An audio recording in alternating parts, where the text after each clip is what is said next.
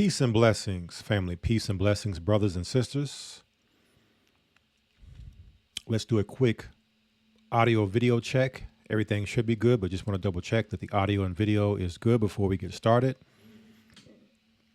All right. In the chat, if you could just let me know if it's good. If there's any issues, let me know what those issues are so we can get started right away.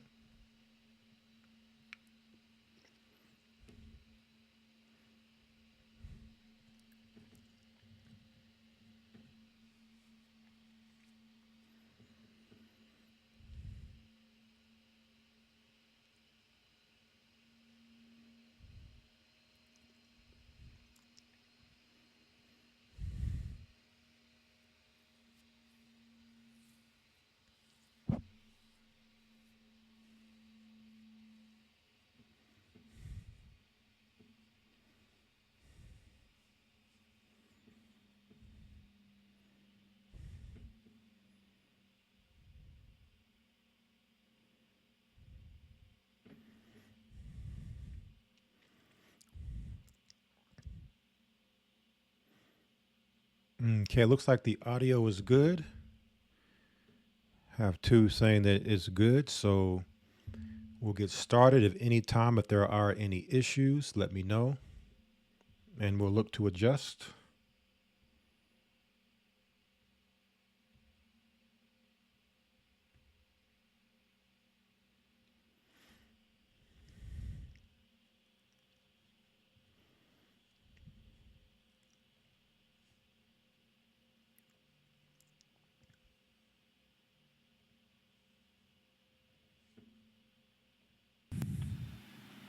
So the Most High is going to stop the flowing of the people going into that country. Read. Jeremiah chapter 51, the end of verse 44. Yea, the wall of Babylon shall fall. Verse 45. My people, go ye out of the midst. Hold up, read that again. My people, go ye out of the midst. I think within this chapter, he said flee and get out of her around 3-4 times. Right? Read. My people, go ye out of the midst of her, and deliver ye every man his soul from the fierce anger of the Most High Ahiah. And let your heart faint, and ye fear for the rumor that shall be heard in the land. A rumor shall both come 1 year, and after that in another year shall come a rumor. And wars and rumors of wars. You hearing about it, and because it's not happening, you think it's not going to happen. Read. Verse 46, end of verse 46. And violence in the land, ruler against ruler. Verse 47. Therefore, behold, the days come that I will do judgment upon the graven images of Babylon, and her whole land shall be confounded, and all her slain shall fall in the midst of her. Then the heaven and the earth, and all that is therein, shall sing for Babylon, for the spoiler shall come up unto her from the north, saith the Most High Ahiah. As Babylon hath caused the slain of Israel to fall, so as Babylon shall call the slain of all the earth. Ye that have escaped the sword, go away, stand not still. Remember the Most High Ahiah afar off, and let Jerusalem come into your mind. Listen to this clear. Ye that have escaped the sword, that means you escape the destruction that's coming to Babylon, go away and stand not still. So when you leave, remember the power or the God Ahiah afar off, and let Jerusalem come into your mind. That's looking forward, not looking back. Now let Jerusalem come into your mind. She's finished. Right? Read. Verse 51. We are confounded, because we have heard reproach. Shame has covered our faces, for strangers are coming to the sanctuary of the Lord's house. Strangers have destroyed us. Strangers have destroyed our sanctuary, our belief. They destroyed our understanding so that we cannot connect to our God. They've given us their gods. Baal, Satan, the dragon, Moloch. These are the gods we've been worshiping ignorantly. Jesus. Zeus. Okay, we ain't know nobody named Jesus. total madness. And then when we wake up and understand these things, we say, well, hold up. I'm a stranger here. You dragged me here. And the Most High starts reviving us. They be like, okay, we have one who's the extremist. You're a terrorist. Read on. Jeremiah chapter 51, verse 52. Wherefore, behold, the days come, saith the Most High Ahia, that I will do judgment upon her graven images. He's going to destroy all your images and your idols. And man, if you even look at Washington, D.C., it's idol after idol, monuments of idols, obelisks, which is man's personal member. That's what an obelisk is. What's that, the Washington Monument? Idols every place. 5-pointed stars every place. But what if some did not believe? So what if you don't believe what we're teaching you? Paul asked, so what if some did not believe? Shall your unbelief make the faith of God without effect? You mean the Most High is going to stop his whole program because you don't believe something? No, you're dead. That's what you are. Okay, his program was before us. And it will be well after us. And that's for the people that's walking out there and say, well, there's wars all the time. There've always been these situations. Every few years this happens. Nothing is going to change. That's a dead man. Shabbat Shalom, Barakatham, Wathawada. Peaceful Sabbath. Bless you all, and thank you for tuning in to another live stream of Friday Night Sabbath coming out of Babylon here for the Gathering of Christ Church, where we connect the dots of our reality and current events with the Word of God and Bible prophecy. I'm your host, Brother and Elder Ramar Karab. It is 7:04 p.m. Central Standard Time, August 22nd, 2025. I pray you brothers and sisters out there are doing well today. Here, as we are where I am, coming into the Sabbath, as the sun is setting. Friday night to Saturday night is the Lord's Sabbath day. And can you believe it?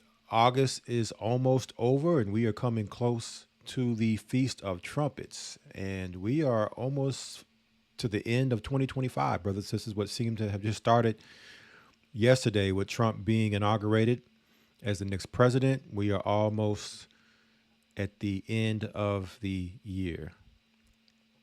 But nevertheless, I pray you brothers and sisters have had a blessed week. All right, that your week has been blessed. And I know how challenging it is right now with so many different things happening. So much craziness going on in the world. It's very challenging to day in and day out, work our jobs. Some of us, have been laid off and are losing our jobs more and more every day. But we thank the Most High for allowing us to make it to His Sabbath, where we have rest, where we can connect to the heavenly realm, receive instructions. All right, we can unwind from the things happening in the world and really take this time to focus in on Him. Okay, so I want to definitely give thanks for that. And also would, like to give thanks for making it here to another live stream. I was contemplating whether or not we were going to come on tonight. More on that here in a moment, but definitely always a blessing to come on and broadcast. So let's give thanks to the Most High God, His Son, the Holy Spirit, the Godhead, the Elohim. Some may know Him as the Elohim, but the Father's name in the Hebrew is Ahia. His Son, whom the world knows as Jesus Christ, His name in the Hebrew is Yeshua, and the Holy Spirit in the Hebrew is Rawak. All right, giving thanks there for being here for the Sabbath as well as having this live stream. All right, so now let us go ahead and get tonight's title and then get into some quick announcements, and then we will start our content for today. What is our title? The upcoming siege against Israel. The upcoming siege against Israel. Okay, so we will go more into that here momentarily.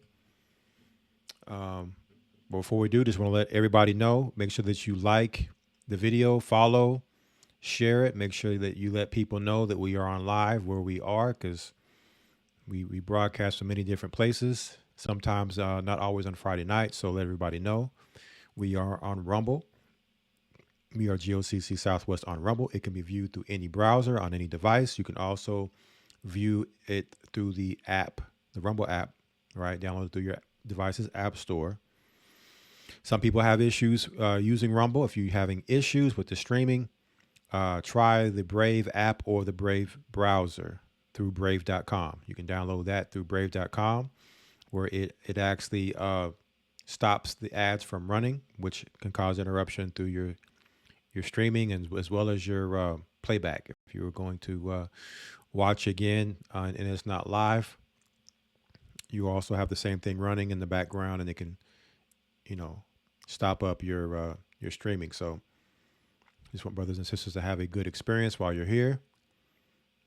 All right. And as you can see there on your screen, the guest call-in number, 214-519-8067. You can call in at any time.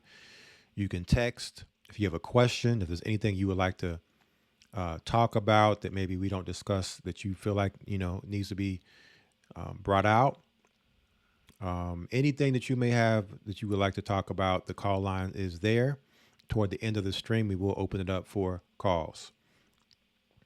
All right. We have our backup content on our Odyssey channel, GOCC Southwest on Odyssey, for anybody that's looking for past content.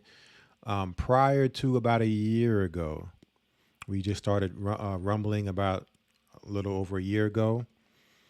And so before that, a lot of our content was on Twitch, where we, had to upload it to Odyssey for a place where we could store it in archive form without it being censored. And then Twitch would not keep it on the server longer than 7 days. So a lot of content's there. You can also find some content on our main channel, our YouTube channel, GOCC Southwest on YouTube. Make sure you subscribe there. That way, whenever we go live at any time, any day, you'll know where we're going to be and when we will be. All right. We also have the GOCC Media on YouTube, where we do Friday nights. We try to do once a month, GOCC Fit, talking all things health, fitness, and nutrition. And so make sure you're subscribed there. You also have other leaders that broadcast, Elder Ariah on Tuesday, Deacon Hazak on Thursday, as well as other content that gets uploaded to that channel. All right. Our church website, for those that would like to know more about the Gathering of Christ Church, we are gatheringofchristchurch.org is our website. You can find everything you would like to know about the church and more. All right. We have what we believe in, our doctrine, what we teach from, the calendar we follow. If you would like to purchase the Hebrew calendar, you can purchase it there.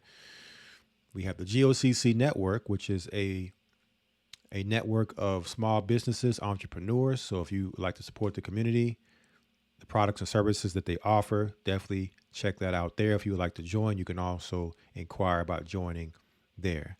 We also have the new upcoming Royal Academy homeschooling for our children. So if you're a baptized member, it will actually be free homeschooling, okay, for your children. So you can check that out there, find out more. Okay, we also have the upcoming Hebrew and Bible Academy. You can find that on our website also. If you want to go straight to it, historytimes.org, where you can find out more about the next academy. It starts September the 7th on Sunday, September the 7th. Okay, so you can find out more if you would like to enroll. It's $150 for 3 months, $75 for the first month, $75 for the second month, and then the last month is free if you would like to break it up into 2 payments. But nonetheless, we have the ancient Hebrew that is taught there. We have the real-time news. We also have in-depth historical biblical lessons that go deep into biblical scriptures, as well as extra biblical texts, as well as historical books, records, white papers, etc. All right, so make sure that that you get in now while there's early enrollments and time to get in. to help us out so you're not scrambling last minute and we're not scrambling last minute trying to get you in. Historytimes.org is the broadcast. And let me pull something up here. One moment. Let me find it here. Something I want to share real quick.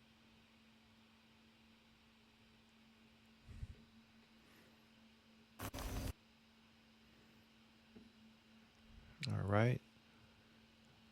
Let you all check this out here.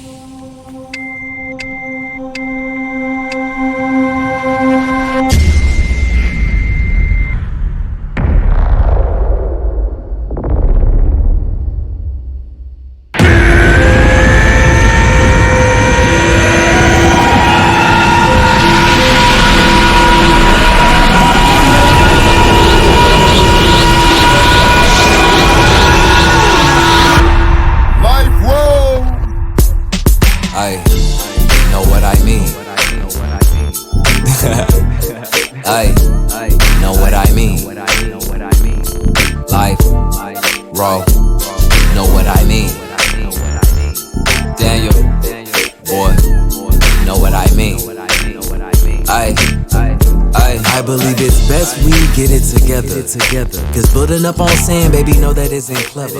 Are you a doer or a hero?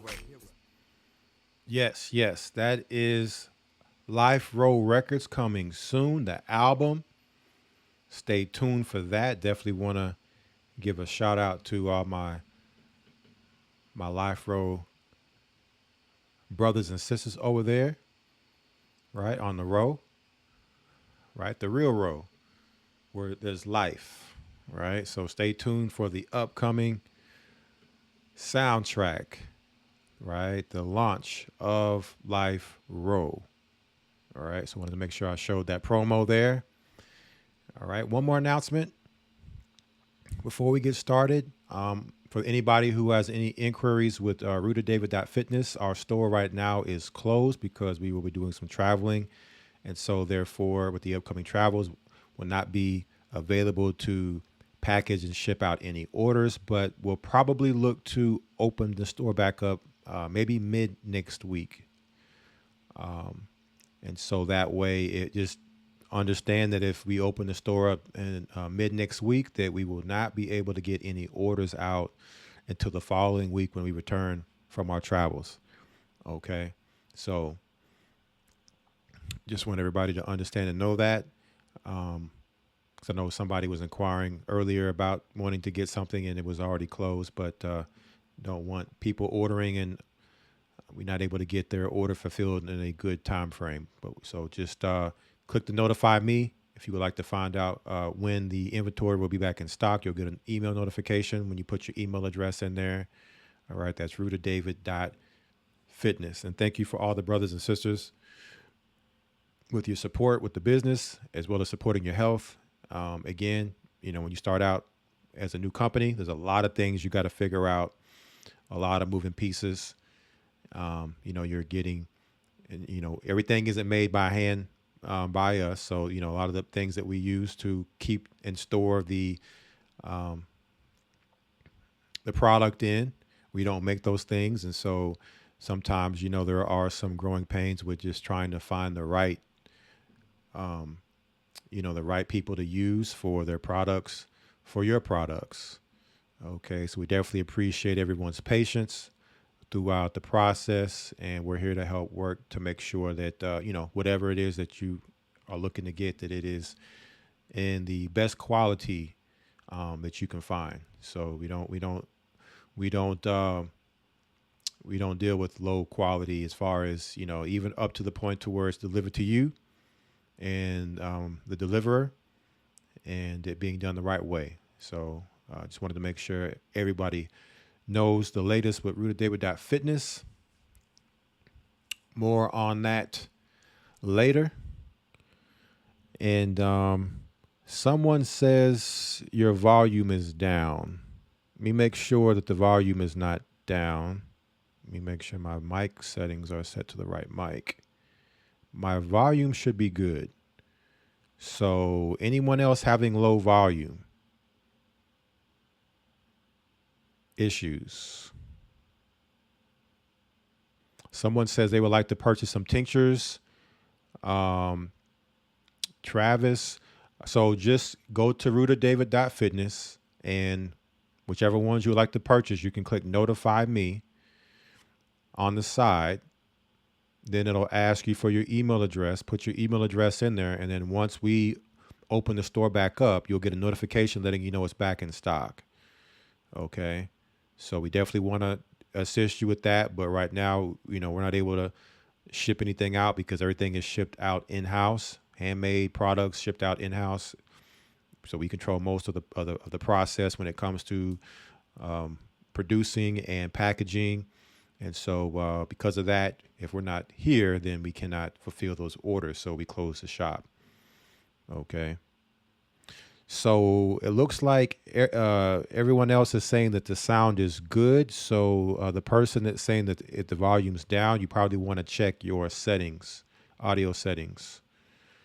It could be you turn your volume up, or it could be something technically going on your side. So, but let's go ahead and get started. We will take calls. We will take questions. So you see the guest call line number there. And I'm going to have a question for you, brothers and sisters, at the end of our information tonight, because we won't be here long. Okay. But we will be here long enough to give you some good content, right? Got a lot of preparation for Sabbath as well as traveling. So we're not going to go the full 5, but we probably will go more than half of that time. So still got a good broadcast in store, but I also want to give some time at the end of the live stream for any questions, whatever you want to ask, if you have anything you would like to share. Also, I'm going to have a question for you, brothers and sisters. So I would like you to call in to answer the question I may have for you at the end of what we're going to go through tonight. So let's go ahead and get our title and the content we'll be dealing with this evening one more time. The upcoming siege against Israel. The upcoming siege against Israel. All right. So a lot of you remember we had a recent live stream bracing for the Civil War birth pangs. So what comes with civil unrest? Well, I think you see here on your screen what comes with civil unrest. So we are in between the birth pangs right now, but there is something happening in American cities that we need to discuss. That is a now reaction and solution to the problem, which was not too long ago. You had civil unrest in different cities, primarily on the West Coast, right? ICE raids and, illegal migrants here. And so because of that now, we're starting to see a reaction to what is said to be the problem. So we're seeing some Hegelian dialectics happening here, right? So we're in between birth pangs, but we see some signs happening that we must discuss, we must address. So let us first, before we deal with any more on that, let us first break down some of our title. So what is a siege? So that we all can get the understanding when we say the siege against Israel. What is a siege? Siege. The definition here, we got a few different definitions. It says the act or process of surrounding and attacking a fortified place in such a way as to isolate it from help and supplies for the purpose of lessening the resistance of the defenders and thereby making capture possible. Number 2, any prolonged or persistent effort to overcome resistance. We have the third definition: a series of illnesses, troubles, or annoyances besetting a person or group. So, for instance, it says here a siege of head colds, right? It means a series of attacks will be considered another definition for siege. Another definition: a prolonged period of trouble or annoyance.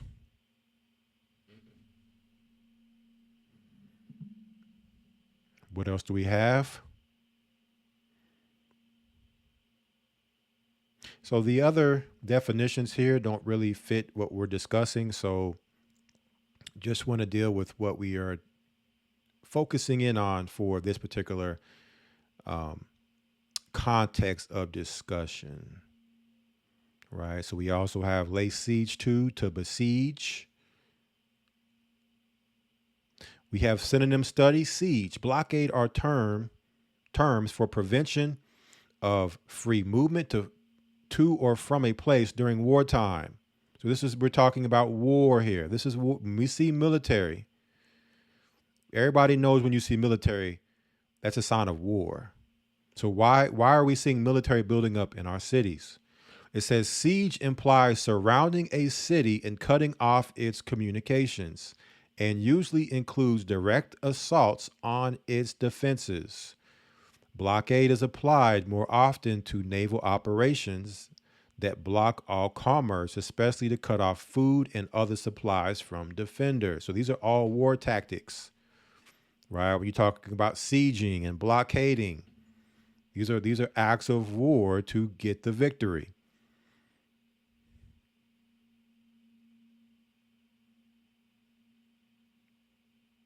Interesting here, you have from BBC, Israeli media reports that the government has set a 2-month deadline before a military siege of Gaza City to begin on October 7th, 2025, the 2-year anniversary of the beginning of the war. So this is something I wasn't even going to look to go into, but it's interesting that it's talking about siege. It mentions Israel in a kind of roundabout way, Israeli. We're going to deal with that too. But it looks like what started there in 2023 is the 2-year anniversary in October. There's a 2-month deadline before there's said to be a military siege in Gaza. So what we can take from that is we see military happening abroad. At the same time, we're seeing, leading up to this, we're seeing military starting to gather in our cities. We had to pay very close attention to this, family, because right now it's a time when people think that things are normal because things seem kind of quiet. So you would think that things are, on the up and up if you're not really paying close attention and understanding, right, how warfare works. We're talking about the secrets of war. Okay, so you have to, in order to understand war, you must study it.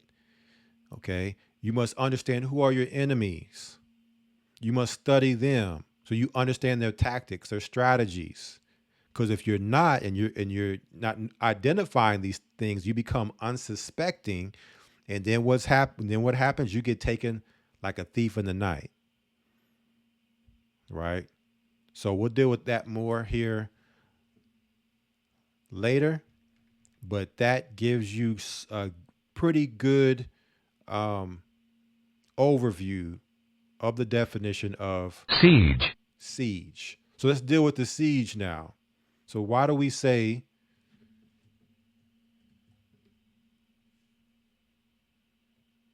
the upcoming siege against Israel? We just read about Israeli, right, in the BBC off the dictionary.com page. But are we talking about Israelis?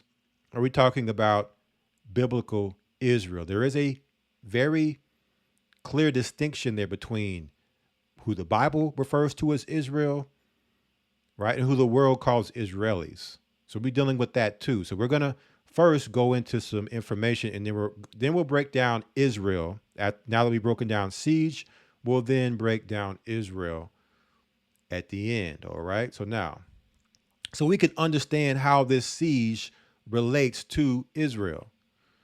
So we have a video here. This video says Trump joins police, military on DC streets in federal takeover. This is CBS News. Let's check this out. Well, in recent weeks, residents of Washington, D.C. have seen a growing number of National Guard troops on the streets of the nation's capital. It's all part of the president's federal takeover of the D.C. Police Department. And this evening, those troops and other law enforcement officials were joined on patrol by none other than the commander-in-chief. So Donald Trump has issued a federal takeover of Washington, D.C.'s police force by military. Now, understand, Washington, D.C.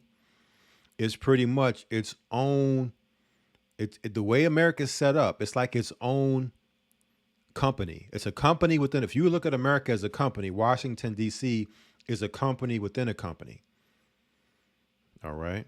So now, but it's the capital. It's said to be the capital of the United States, where you have the Capitol building, you have the White House, you have other government structures. And it's very interesting because we recently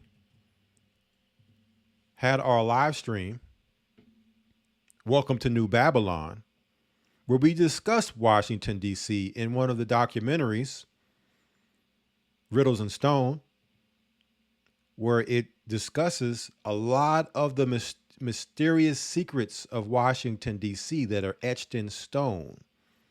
It's very interesting timing that we would go there to that documentary in the midst of this D.C. military takeover by the U.S. government, because they like to say Trump, it's the government. Right? Don't get caught up in the man. Understand this is the government working. We're going to show how this is the government working. Right? This is not one man on a being rogue. That's what they would want you to think. And we will be coming back to our secret mysteries of the beginnings of America to continue to show people that what we're seeing happening has been planned for hundreds as well as thousands of years. So let's come back here. Donald Trump walking amongst the military in D.C. as they are. It's a federal takeover of Washington, D.C. Ed O'Keefe has the details. Liz, tonight the president thanked dozens of federal law enforcement officials working out of U.S. Park Police headquarters in the Anacostia neighborhood of Washington. That's closer to where a lot of the violent crime in this city can occur, not where we've seen National Guard troops deployed in recent days. The president's visit comes as polls show an overwhelming majority of Washingtonians oppose the president's federal takeover of the city's police force. The vice president, for example, was even booed during a visit with Guard troops on Wednesday. Restaurant owners in the city have said that foot traffic is down considerably just in the last week since the federal takeover began, despite the president saying again tonight that people are going out because they're feeling safer. Now, since that takeover began last week, federal agents working with D.C. police have arrested at least 630 people and seized at least 86 illegal firearms. And D.C. police confirmed to CBS News there has not been a homicide in Washington since last Wednesday. Another issue on the president's mind tonight, a big legal victory for him, at least a partial one. An appellate court in New York tossing out a nearly $500 million fine he was set to pay to the state of New York, with one of the judges calling the fine excessive. The president, whose company... Okay, so we're not dealing with the fine part. That's a whole nother thing that's really got nothing to do that we want to focus in on as a distraction. But we see whom they're saying Donald Trump, which he's just the face of the operation. Okay? Don't focus on the man. Focus on the entity that's working here. Okay? Or you'll get caught up in the politics. Right? So what's going on here? Why is the president being said to be sending military to DC, to the DC streets, to federally take over the police force, which really goes against the Constitution. Like, nobody's really breaking out the fact that this goes against the Constitution, especially for the reason that they're telling us why this is happening. They're telling us because of crime. Well, because of crime, we're now going to militarize your streets. That's not going to be something that people should accept to break the Constitution. Okay? Because since the beginning of time, there's always been crime.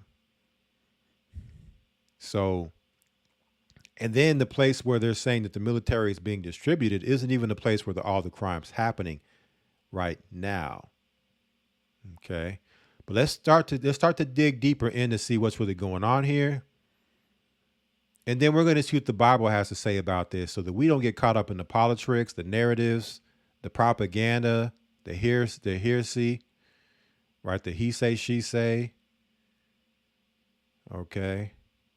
All the hearsay, right? The diversions, the misdirection, the smoke and mirrors, all the hocus pocus they would want us to get caught up in the smoke with to understand what does this really mean, what we're seeing happening here. So here we have another video. It says Trump praises police, military patrolling DC streets. Let's hear what is being told to us by the U.S. president, and really the government. This is the mouth of the government speaking to us. Hello, everybody. How are you, everybody? What a nice group. What a nice group. Thank you. Thank you. Got to be very careful. You don't want to slip or fall like somebody else I know. We don't want that to happen. Where are we going, Margot? Over here? Hello, everybody. It's great to be with you. You guys are doing a fantastic job, and gals doing an amazing job, and we appreciate it. The numbers are down like we wouldn't believe, but we believe it. Where do I stand here? Right where? Okay, hello. It's a healthy, attractive-looking group of people. It's good. Well, I just want to thank everybody very much for being here. I wanted to do this. We've had some incredible results. The results have come out, and it's like a different place. It's like a different city. It's the capital. It's going to be the best in the world. We're going to do what you're doing with law enforcement, and very importantly also, we're going to physically do it. We're going back to Congress for some money, and we're going to redo a lot of the pavement, a lot of the medians, a lot of the graffiti's all coming off real fast. It's going to come down real fast. We're working with Clark Construction. They're one of the big ones. So you got military on the street, and what he's talking about is pavement and graffiti. So are the military going to be paving the streets? Are the military going to be cleaning up the graffiti? You see how it's like the first thing that's spoken of got nothing to do with military. Like, well, yeah, we just want to, repave the streets and the graffiti, trying to make it sound all embraceful. Let's hear more. The biggest here by far, actually. And we're going to be not so much building, it's cleaning and fixing and redoing and putting brand new surfaces down on your roads and streets. And when people come in from the airport all the way to the Capitol or the White House or any place else they're going to say, boy, this place is spotless. So we're doing that. Most importantly, though, we're going to have a crowd of people that are going to be happy. I've received more phone calls from people in the last 4 days than I ever have. I've been here now 4 years plus. And by the way, I think we had about the best 7 months, they're saying, that any president's had. We've done a lot of work. We've done a lot of good work, including the biggest tax cuts that you've ever had. I know you guys don't care about taxes, so you don't care about saving a little tax, but you saved a lot of tax, actually. But we've had a great period of time. But I've never received so many phone calls thanking me for what we've done in Washington, D.C., from people that haven't gone to a restaurant literally in 4 years. And they said, you know, what you've done it's unprecedented, because what they said, it was just unsafe. We couldn't do it. We'd go out and you'd see the stories, you'd read the stories, you'd see all of the things that are happening. And they said, we couldn't stand it, sir. And now I take my wife and my kids to dinner. One of them said he's gone out 4 nights in a row, and he hadn't gone out for 4 years.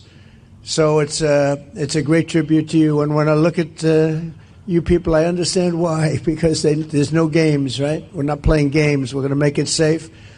And we're going to then go on to other places. But we're going to stay here for a while. We want to make this absolutely perfect. It's our capital. And I guess it used to be many years ago safe, but it's certainly not had a very good run. And you got to be strong, you got to be tough, you got to do your job. Whatever it takes to do your job, you got to do your job. But the crime numbers are way down. I'm looking at, you saw some of the stats, they just read them out to me inside, the numbers that we haven't seen here ever, actually ever. And I think it's probably, right now, to me, I feel very safe now, and I'm hearing people are very safe, but I know within 2 weeks it's going to be, Pam, it's going to be at a level that's even far superior. So I just wanted to thank you all. You're doing incredible. You're incredible people. You make the country run, frankly. You make the whole place run. We're going to have the best Capitol ever. We're going to have it's going to look better than it ever did, even at the White House. So the military and the police is what make the whole country run? I mean, that's definitely a shot at all the blue-collar workers that are laboring in factories, all the farmers that are laboring on the farms, that are, you know, producing the food that we eat, even the white-collar workers that are working and keeping things afloat, you know. But the military and the police is what make the country run. So that tells you this is a military police state. Okay. Military industrial complex is what makes this place run. That's what I get from that statement. But there's more. So I'm building a ballroom.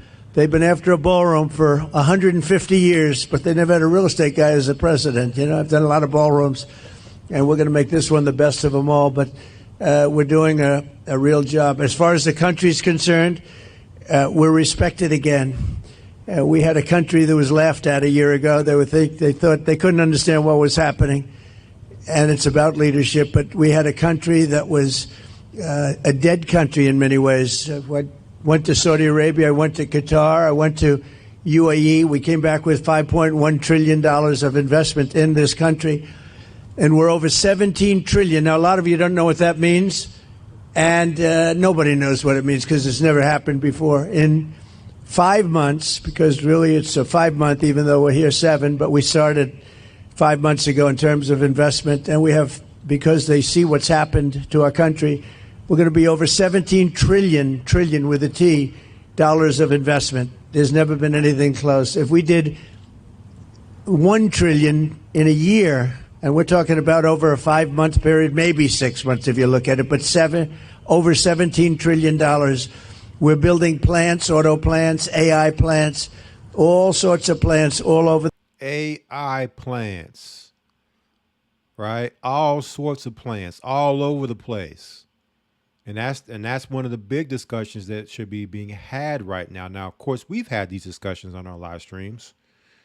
These AI plants that are being, hundreds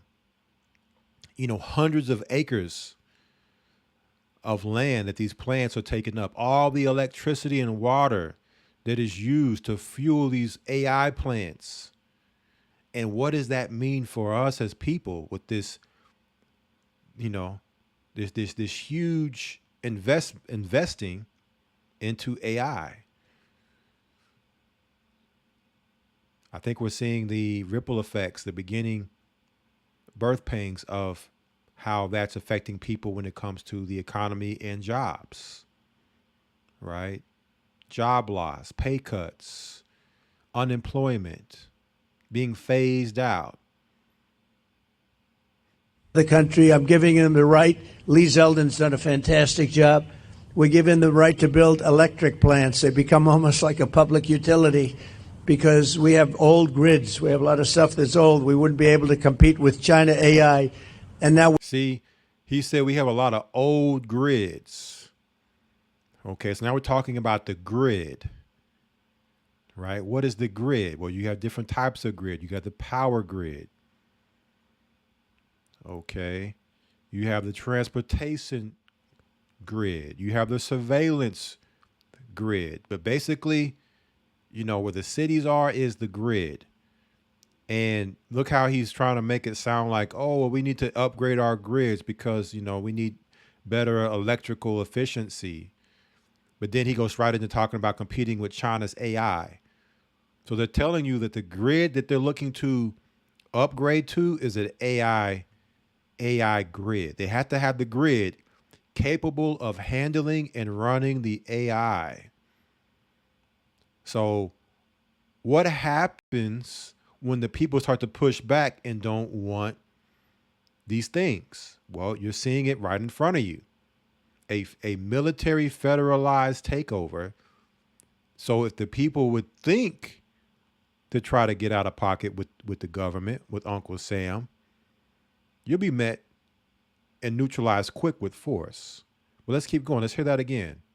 What are these electrical grids being created for? they become almost like a public utility because we have old grids. We have a lot of stuff that's old. We wouldn't be able to compete with China AI. And now we're totally leading the AI race and the artificial intelligence. It's a big deal. And it's the hottest. The artificial intelligence is a big deal, and we're leading it. Is what Trump's saying. America's leading it, and we know that Elon Musk told us that we're summoning the demon with AI. Thing there is for probably in 35, 40 years. It's a lot of people don't know what it is. Just trust me, it's very hot. It's big. Oh, the AI is very big. It's very hot. Yeah, it's hot, all right. Hot like hell. Right? It's the biggest thing in 35, 40 years. You want to trust me. This is big. You're gonna want this. That's what he's saying. You're gonna want all this AI and more. But they need massive amounts of electricity. They need more electricity than we have right now in the whole country. And we talked about this, how much electricity is needed to run these grids. So what does that mean for our electricity needs? Well, your electricity bill is going to go through the roof. Okay, because it's going to be about demand now. Okay, there's not going to be enough demand because of these AI factories and plants now and all the, hogging that they're going to be taking up of electricity. And so that's going to leave you in the dark or a very, very expensive bill that most people are not going to be able to afford to pay to keep the lights on. Let's keep going here. Saying everything. In other words, we have to at least double it up to be competitive and to be leading. And we're more than doubling it up. And what I'm doing is I'm letting all of these very rich companies, and they've got nothing but they got a lot of money, and they want to invest it in the United States, and they're building big plants, but they're building electric plants with it. I said, you build your building, and these are buildings that cost 30, 40, 50 billion dollars when you include everything that's inside, all the technology. I said, I'm going to let you build electric plants to fire your own electricity, and anything that you have left over, you sell it back into the grid. So all of these big factories that are being built are building their own electric plants fired by oil and gas. They're not fired by wind, by the way, because wind doesn't work, but we won't say that. It destroys everything. It looks terrible. It's a very expensive form of energy.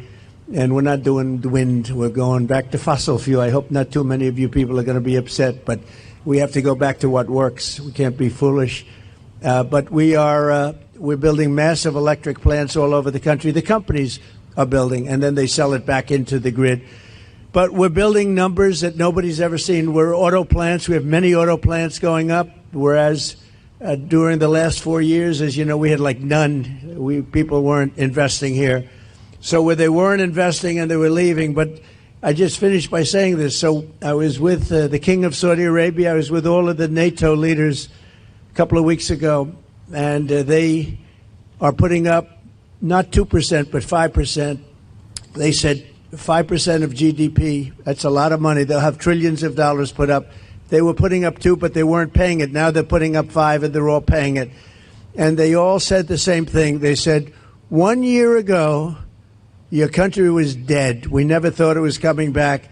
And now you have the hottest country anywhere in the world. These are the leaders of other countries, the prime ministers and the presidents, every one of them said essentially the same thing, said we had a dead country, and we were. We felt that way, and we were. And this place was emblematic of it with the crime, the horrible crime. And, I watch these phony reports. Oh, we were on the way back. They weren't on the way back. It was worse than ever just a short while ago, but now it's going to be, I think right now, it's better than it has been in years. And in a couple of weeks, it's going to be even far better than that. And everybody's safe now. Everybody feels safe.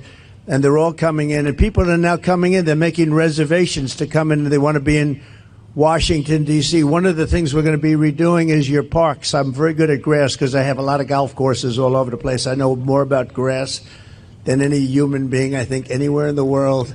And we're going to be regrassing all of your parks, all brand new sprinkler systems, the best that you can buy, just like Augusta. No, it'll look like Augusta. It'll look like, more importantly, Trump National Golf Club. That's even better.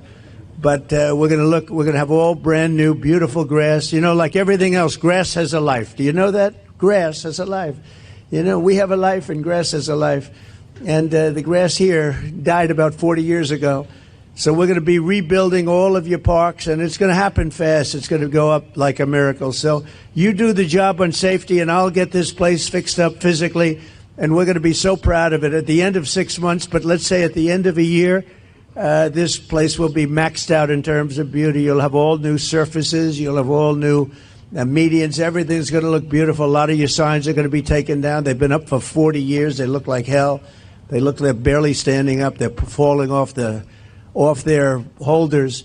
And we're going to have all new everything. And I want to just thank Doug for doing such an incredible job. You've been unbelievable. You're a popular guy. No, he's an amazing guy. He's an amazing guy. Everybody loves him. We love you. And his wife is so incredible. But thank you very much. I appreciate it. And Pam, thank you very much. What a job. People don't realize. They're going to see. She'll go down as the greatest Attorney General we've had. I really mean it, too. And where's my Christy? You dear. Thank you very much. She's been incredible. And she can ride a horse like nobody. Horses, she whips those horses around. But I want to thank you very much. And Steve Miller, so fantastic. And Todd Blanchard's been with me so long, and he's one of the best lawyers you'll ever find. And we're having a lot of victories. I had a victory today.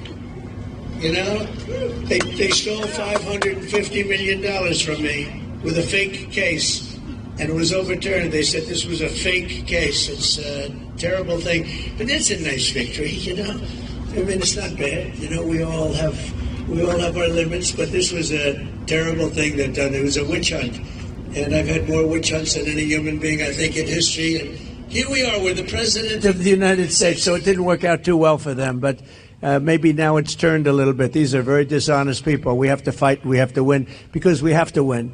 And you people are winners, and I just think it's such an honor to be with you. And we're going to make Washington, D.C. great again. We're making our country great again. The country is very close to being great. When they say it's the hottest country in the world, they mean it. And this Capitol is right now, after 4 days, 5 days, it's at a level that you haven't seen in a long time, and it's all because of you. So I want to thank you all very much. It's an honor to be with you, and we'll always be with you. We're going to be with you for as long as I'm around. You're going to be treated as nobody more important, and thank you all very much for being here. Thank you. Thank you very much. So that is the narrative that we're being sold, right? We're being sold the narrative that new streets, new electrical grid,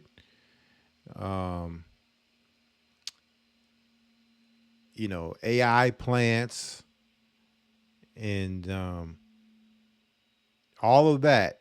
That was the speech that was given with military on the streets, basically working in tandem with the DC police, right? And so when you hear that, that's when you know it's a load of bull, because there's no way you need to deploy military to do those things. Okay. Why do you need military deployed to lay streets, to lay electric grid?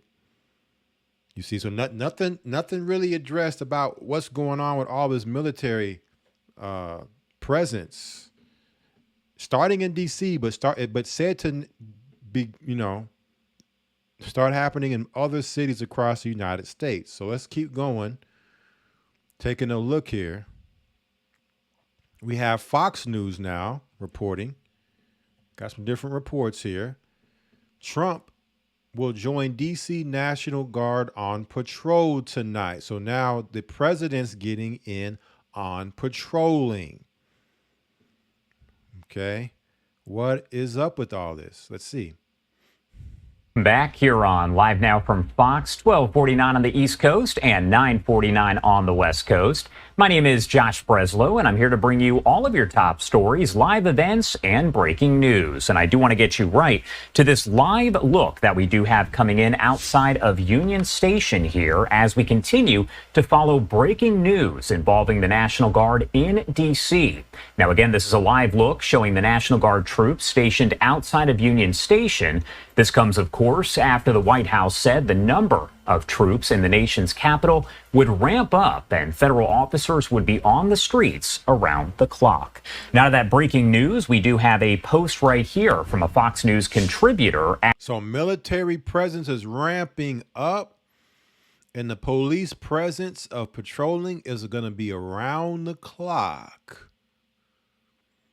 Something's going on here, family, because this is the capital of the United States.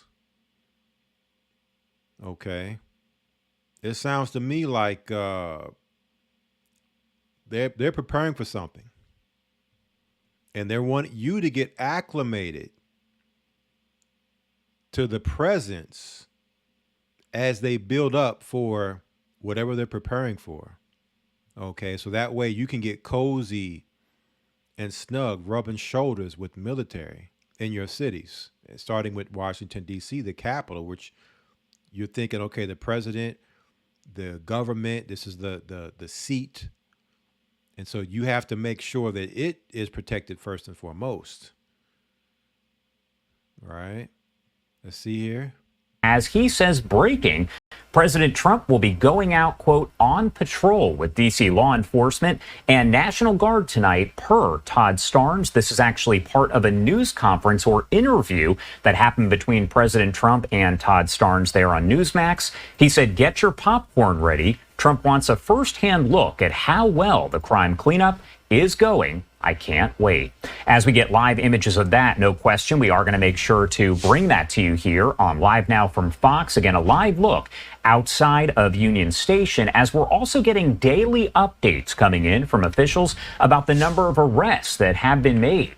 FBI Director Kash Patel putting out this statement saying, latest from your FBI in Washington, D.C., pursuant to POTUS, Real Donald Trump's initiative, August 20th through 21st.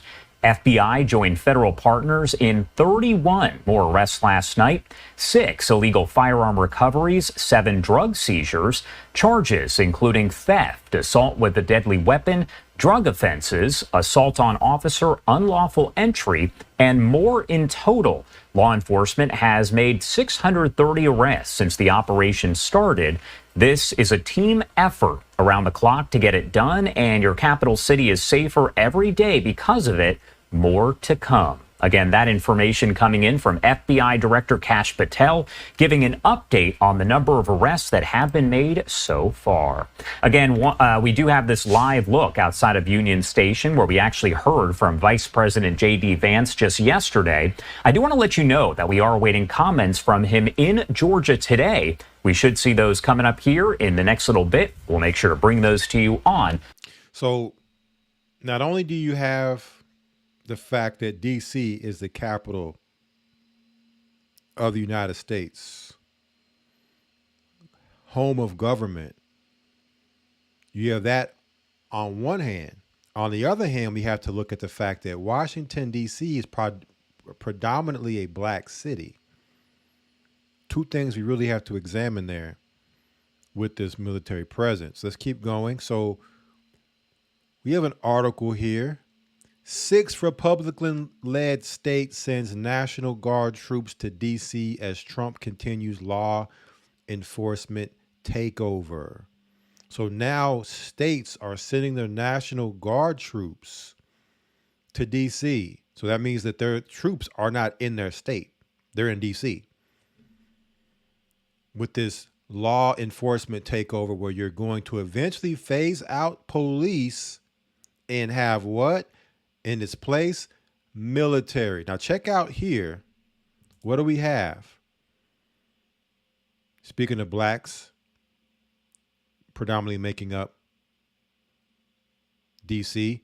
When you look, you're seeing mainly black soldiers, right? I'm seeing a lot of black soldiers. Why? Why are we seeing so many black soldiers making up the military there in DC? Right? So when they engage, because again, predominantly the city is made of blacks, who are our people more readily to be comfortable with engaging? Black military troops or white military troops or non-black military troops? So this is optics to make it seem like, you know, this is for America. You blacks are included. No, this is so that whenever they engage, our people will be comfortable with the engagement and will be more willing to cooperate than if it was white military, non-black military. Something we have to keep in mind here. Okay, now let's come back. Watch this video.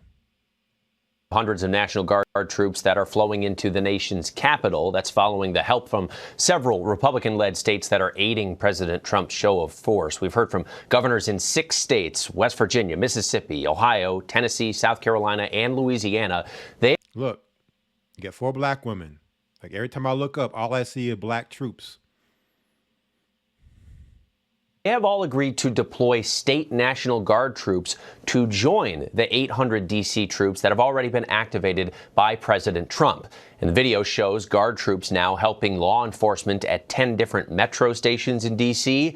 President Trump claims crime was out of control in the nation's capital, though local officials are calling the troop buildup politically motivated. They are pointing to statistics that show violent crime in D.C. is at a 30-year low. We're going to bring in ABC. So the reports show that the crime in D.C. is at a 30-year low. So something else is going on here, family. We are not being told the true narrative of what this means, but that's okay because the Bible is going to break it down. It's going to break it down for us. Those that have eyes to see, ears to hear. Okay, so this is how you catch them in you can see through the very calm and fair speech Trump just now about the grid, and we're going to have great streets and the best electrical grid. And we're going to beat China when it comes to AI and make you just feel proud to be an American, right? Why not telling you what's really going on? See, that's why they want to have the conversation about what's going on with these troops on the streets. Because then they have to have a conversation about, you know, what they're initially telling us. Why? Well, because of crime. Well, then what happens when you break out the fact we're at a 30-year low of crime in D.C. So our people aren't into crime like that, like we used to be, right? We started to, even in our poverty, you know, not be about that life like we used to be.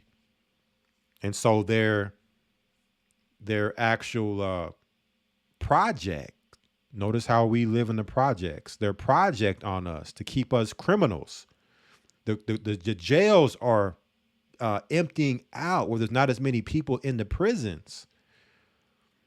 And so therefore states are suing the prison industrial complex because there's no prisoners for them to make free labor off of, because people aren't committing crime. Our people aren't into crime like that anymore. So now their plan, their agenda for us, this project is not working anymore. So now it's time for the engagement, okay, to get us back engaged, to have us fall into the trap. So let's hear that again. It's a what year low with crime? They are pointing to statistics that show violent crime in D.C. is at a 30-year low. We're going to bring in ABC News senior Pentagon reporter Louis Martinez for more on this now. So, Louis, under the law here, troops, they have a different set of, laws that they have to follow, but also the ability of what they can do, what they can't do here. It's different from police. Can you break down what they can and cannot do?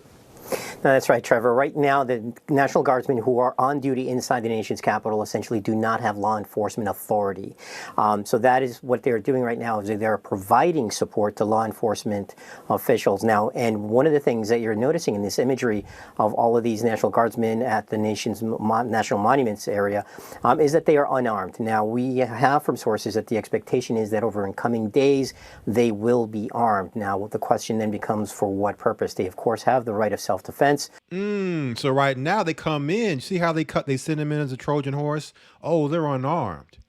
Oh, but we're getting word that here in the coming days, they're about to get armed with weapons. Well, why do they need weapons? Oh, well, they have the right for self-defense. Well, who are they defending themselves from?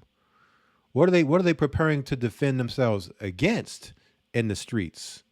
You see how this is being done in a way to where people are lulled into a sleep, and it just slowly ease them on in, and they can't do what police can do. They don't have the same authoritative, to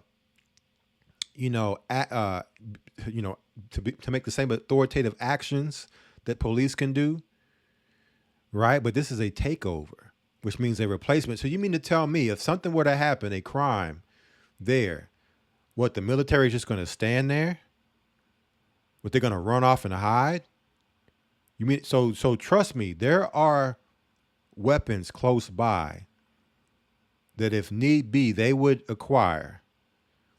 And because they're not under the same law, they don't have to do what police would do as far as try to apprehend you, which really isn't happening anymore anyway, by police. So what do you think the military is going to do in a situation that is confusion, or what would seem to be an escalated scenario, right? I want people to really examine this.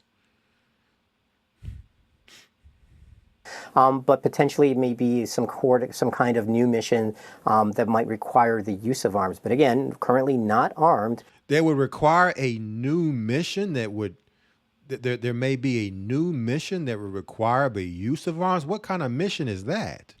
What mission are we talking about here that would require them new arms? What's the mission? That's what military are sent in for a mission. And that's not what we're being told. What's the mission statement here? Don't come talking about AI and electrical grids and new roads and streets and washed off graffiti. What is the mission? And so as of now, all they are doing is providing law enforcement authorities with support, and they do not have the authority to arrest anybody. When do we expect those additional troops to get to the area? So as you mentioned, there are about 6 states that are have committed to provide hundreds more additional troops to the National Guard mission here in the nation's capital. So we're talking about maybe 850 more coming from those 6 states. The first to start arriving are the ones from West Virginia. They are already here, and slowly by slowly they will be integrated into this mission here in the nation's capital. Part of the reason why they're getting additional forces here, about 2,400 forces for the National Guard here in D.C., but they probably need additional personnel because they have training requirements still. This is not just a National Guard mission here in the nation's capital for support. They also have to keep up with their training, so they probably need additional personnel to enable them to keep up with all of those different assignments that they have to keep up with. Right. Louis Martinez for us. Louis, thank you so much. Hundreds of National Guard. All right, so it's not making any sense. Okay. It's not making any sense according to what we're being told and sold versus what's really going on here. Crime is at a 30-year low, but we need to send them in because of crime. But we really don't want to talk about that. We just want to talk about the AI grid and the electrical grid that is going to power the AI plants, the new streets. I mean, I've been living for quite some time now, many decades, and I've never known for police or for military to be needed to lay streets. Maybe this is a new type of military now that lay streets now. And notice that these troops are being sent from different states. All right. CBS News, why the Trump administration requested more National Guard troops for D.C. Good question, because if they already had troops there, okay, and they're talking about all these arrests that have happened since the military has showed up, which they said the military can't arrest, but yet all these arrests have happened, right? Why are you sending more troops in? Like the 800 that are there aren't already, if you're showing progress, what you're saying is needed, then it should be fine. Why do more states now need to send in more troops?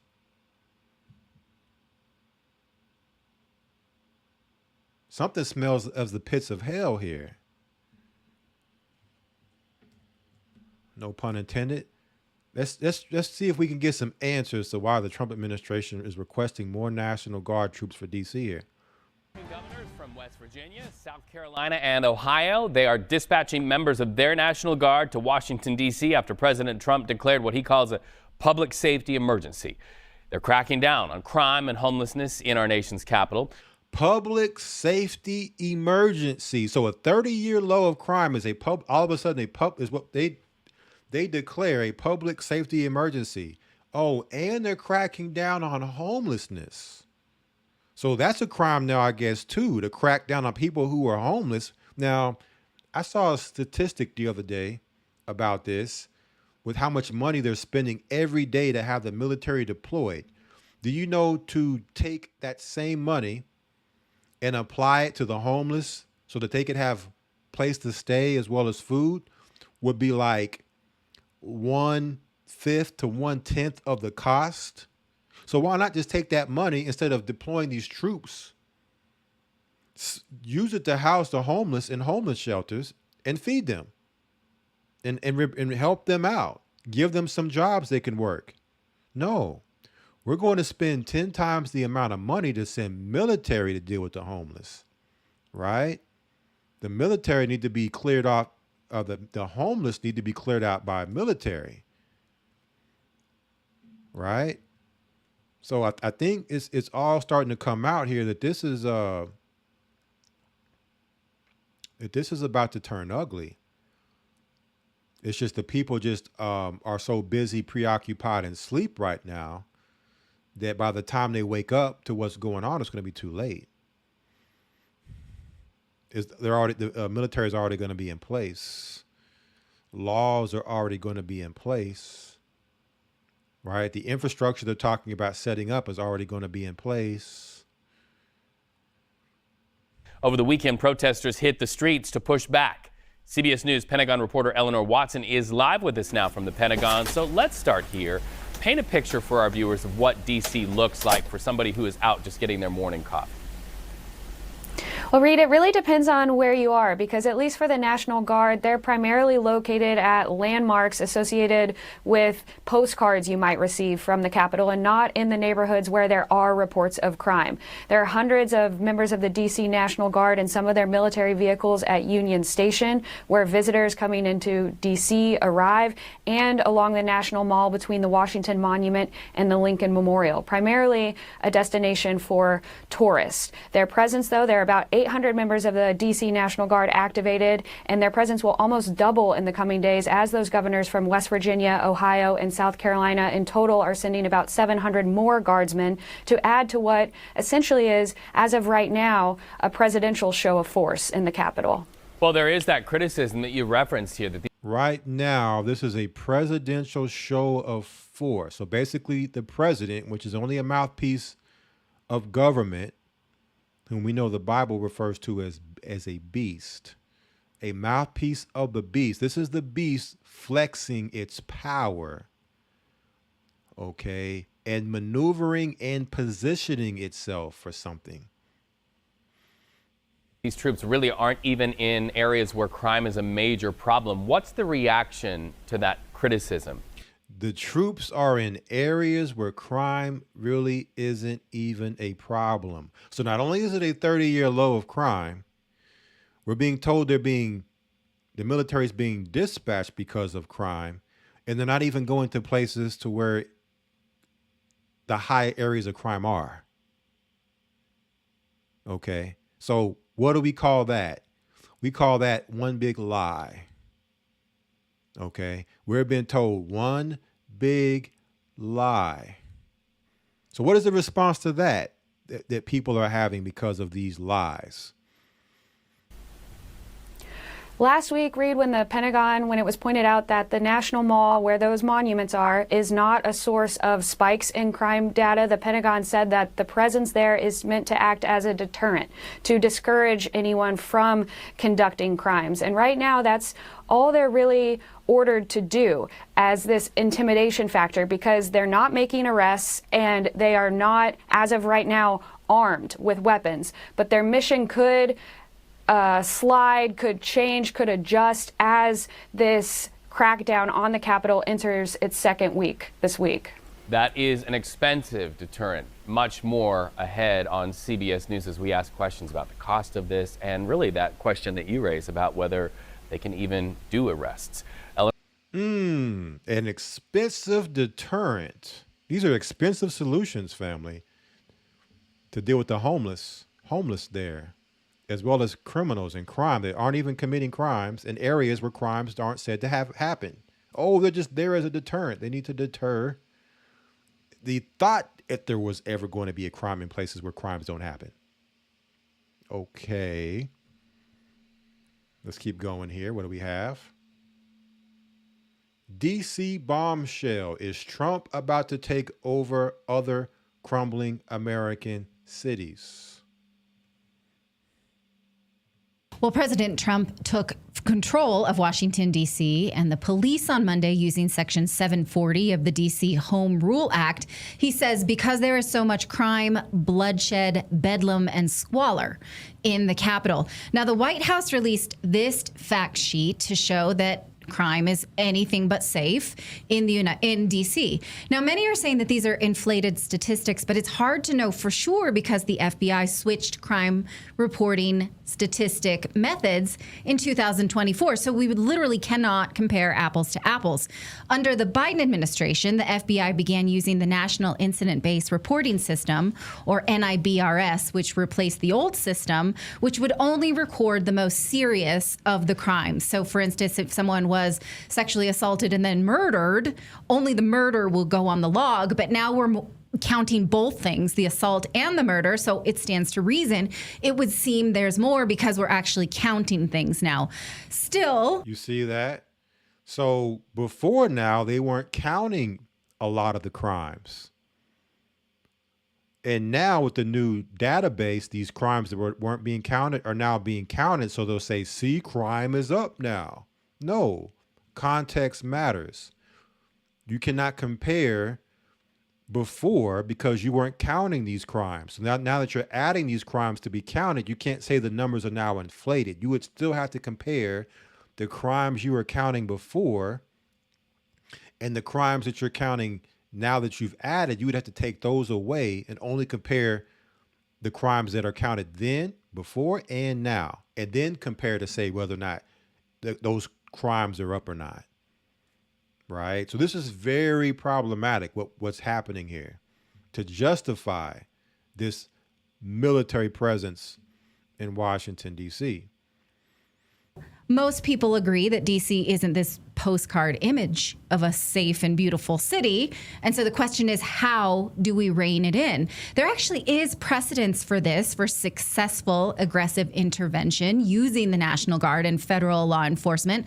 In 1919, in fact, Calvin Coolidge faced a crisis when he was the governor of Massachusetts. He sent in the National Guard, and it was a success. It actually propelled him into the vice presidency. Now, no one is saying President Trump is Calvin Coolidge, but the question is, could federal control actually secure D.C. for law-abiding citizens?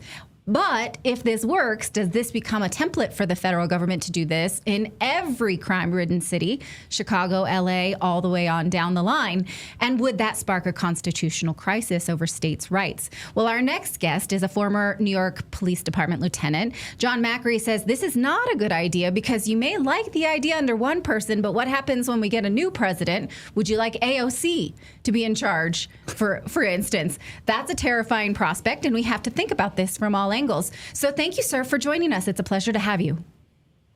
Oh, thanks for having me. You know, I think it's a much bigger issue because we see in blue city police departments throughout the country, they're having the same problems that the metropolitan police department's having. The misrepresentation of crime. We're seeing police officers flee. They have the inability to recruit and retain officers. And while I support the move by President Trump to come in, I question how effective it'll be. Is it a temporary Band-Aid? And what will be done to alleviate the corruption that inside of these departments? And I know we're using the home rule here in Columbia, but he's mentioned Chicago, New York City, and I don't know the legal precedent for him doing that there. No, you bring up a great point about the corruption because we've had FBI whistleblower Kyle Seraphin on, Steve Friend, Garrett O'Boyle, great friends of the show. And their frustration is that the corruption inside the FBI, like you can come in at the top and you can make some changes, but you've still got the rot. You've still got the people that are in there who are like the bad apples, so to speak. Who the DEI bad apples, I guess you could say. So how are you going to sort of motivate these people to go out and start cleaning up the streets? Well, so one thing I hope to see is that the people, the bad apples at the top of this organization are actually removed, because unlike federal consent decrees where we have on the 13 police departments in this country currently, unlike that, this is actually the federal government running the police department. The federal consent decrees that we've seen in the past, they're just oversight for the government, right? The same leadership's in place. They're reporting what they're doing to the government, and the government's coming down, sort of supervising from a distance. Where here, the federal government's actually saying, no, I'm in charge now. I'm the chain of command. You're reporting to me. You're going to do what I tell you. And so, I mean, I think the first thing that you would need to do is get rid of the leadership who's misrepresenting crime statistics, who's forcing officers out, who's pushing discriminatory practices in the police department, and who's lying to the public. I mean, you know, what we see in blue city police departments is they've become the political arm of the mayor, and they're used to do anything but fight crime. What they're doing is they're campaigning for their mayor for the next election. Crime's down, everything's your perception. And the residents of each community saying, crime's not down in my neighborhood. I don't feel safe taking the train. And again, it's a national problem in big blue cities. So if the DC Police Department were functioning as you think it should, in order to keep people off the streets, in order to keep crime down, what would they need to do? You would need to install leadership with integrity.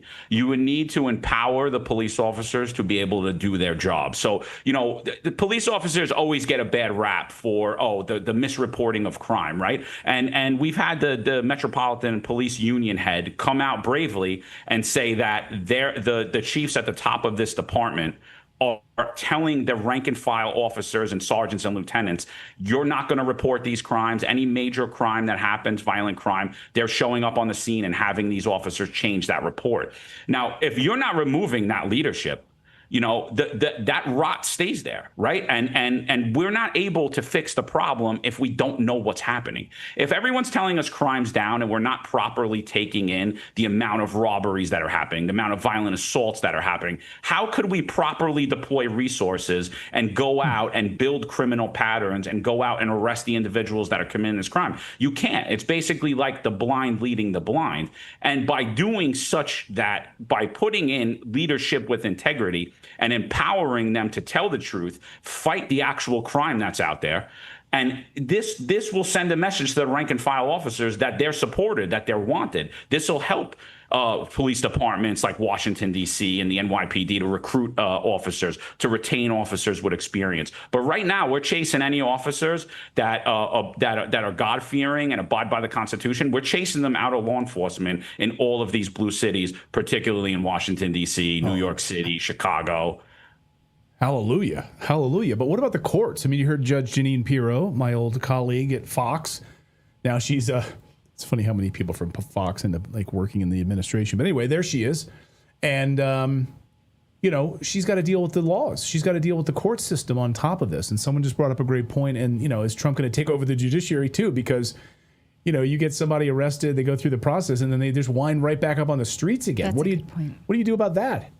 So I think a major problem is, again, we have our police departments playing politics, right? We're misrepresenting crime. When we're arresting people, we're undercharging them. So we're giving these district attorneys an easy out, right? If I arrested a guy and he really committed a felony, but I'm only charging him with a misdemeanor, it's very easy for a district attorney to drop that charge and say, give him a slap on the wrist for an ACD, or, you know, don't get in trouble again for 6 months and you're fine. And if we actually properly report crime and charge people appropriately, now we put the ball in the court of the district attorneys, right? And we have competent police officers, and we put together competent cases using competent detectives, and we put open shut cases in front of their desk, and we hold their feet to the fire. Now, at the same time, if they're not going to prosecute that case, that's when you use your bully pulpit. That's when you go out and say, hey, look at this. This woman was robbed. This was the evidence we attained. This is what the district attorney decided to do.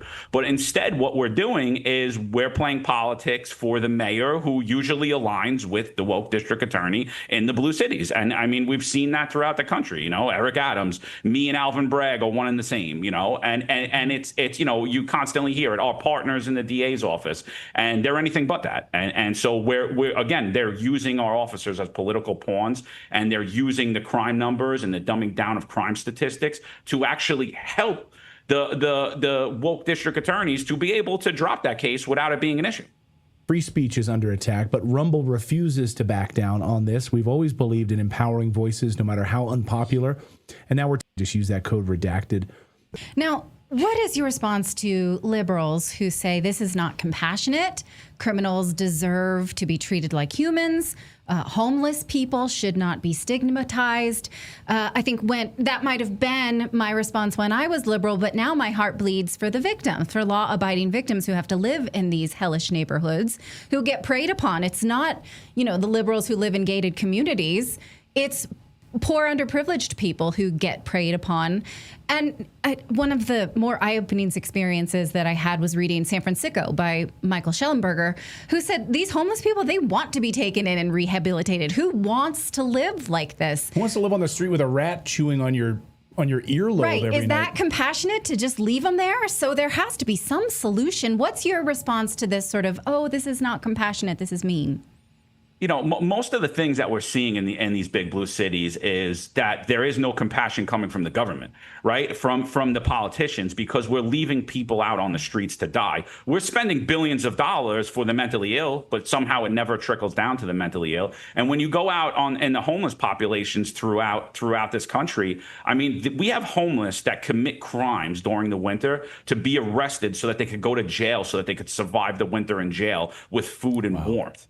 Like, is that compassion? Is that what you want us to do? You want us to jail people for being homeless? Because that's what's happening. I've done it myself. I've had people commit crimes in front of me. And I'm like, what are you doing? And they're like, I need to go to jail. I'm going to die out here. And then when I offer to bring them to a shelter or anything like that, they don't want to go in because the shelters are so poorly mismanaged and not safe. They feel safer in jail. And so like compassion isn't always what it's being sold at. And you know, and that's another thing that that the federal government should be looking at in these blue cities is these contracts that are going out to these not-for-profits that are supposed to help with the homeless and the mentally ill. Like what are the measurements, and how are we saying that these things are that these programs are successful when we have no metrics for success? And yet every year we see more people on the street, more homeless, more mentally ill, more violent incidents from the mentally ill, more people living down in our subways. And you know, to me, there is rot and corruption at the top. And the only way to get rid of it is to hold the people that are directly accountable for this corruption, hold them accountable, whether they be charged criminally or if it's just administratively, and remove them from the positions they're in. It has to happen at some point. Yeah, and someone in the chat says, I just want our shithole cities across the United States to be finally cleaned up. I mean, you hear this from everyone you talk to, like fleeing the cities because of the crime, the homelessness, and the destruction of America's cities. It's not just D.C., right? I mean, it's Chicago. You know it better than anyone. I mean, it's absolutely terrible.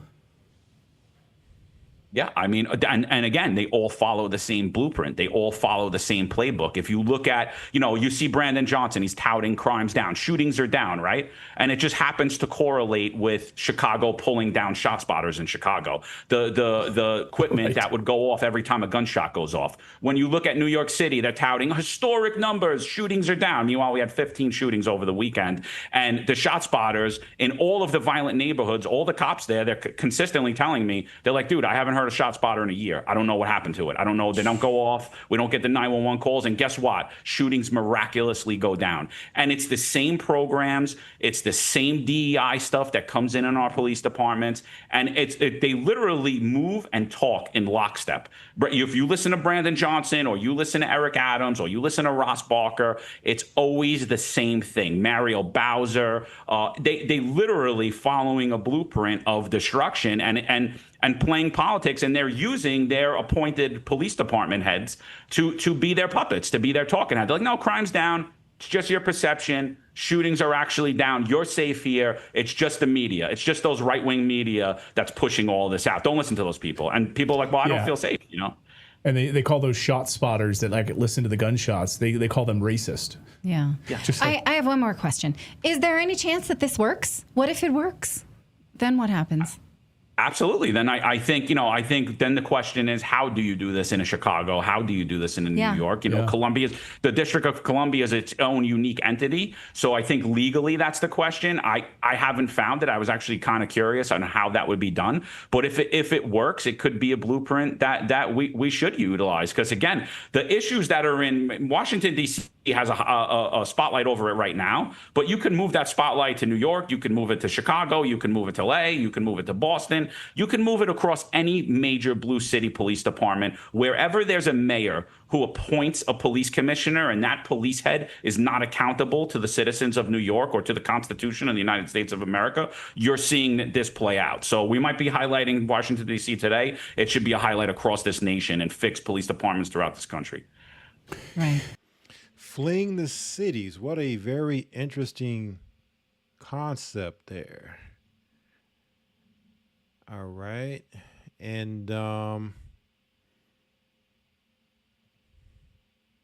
there's, other videos. We have more than 1,900 National Guard soldiers deployed in D.C. amid federal police surge. We also have Trump visits National Guard troops in D.C. Associated Press. It's like a different city. Oh yeah, I bet you it is like a different city with military everywhere. And then you also have Trump says he feels safe in visit to National Guard DC police. So what does the Bible tell us about safety? And we're going to come back to the Bible. I want to get some predictive programming. Right? What does the Bible say about safety? When we go to 1 Thessalonians 5:3, actually, let's go to 5:1.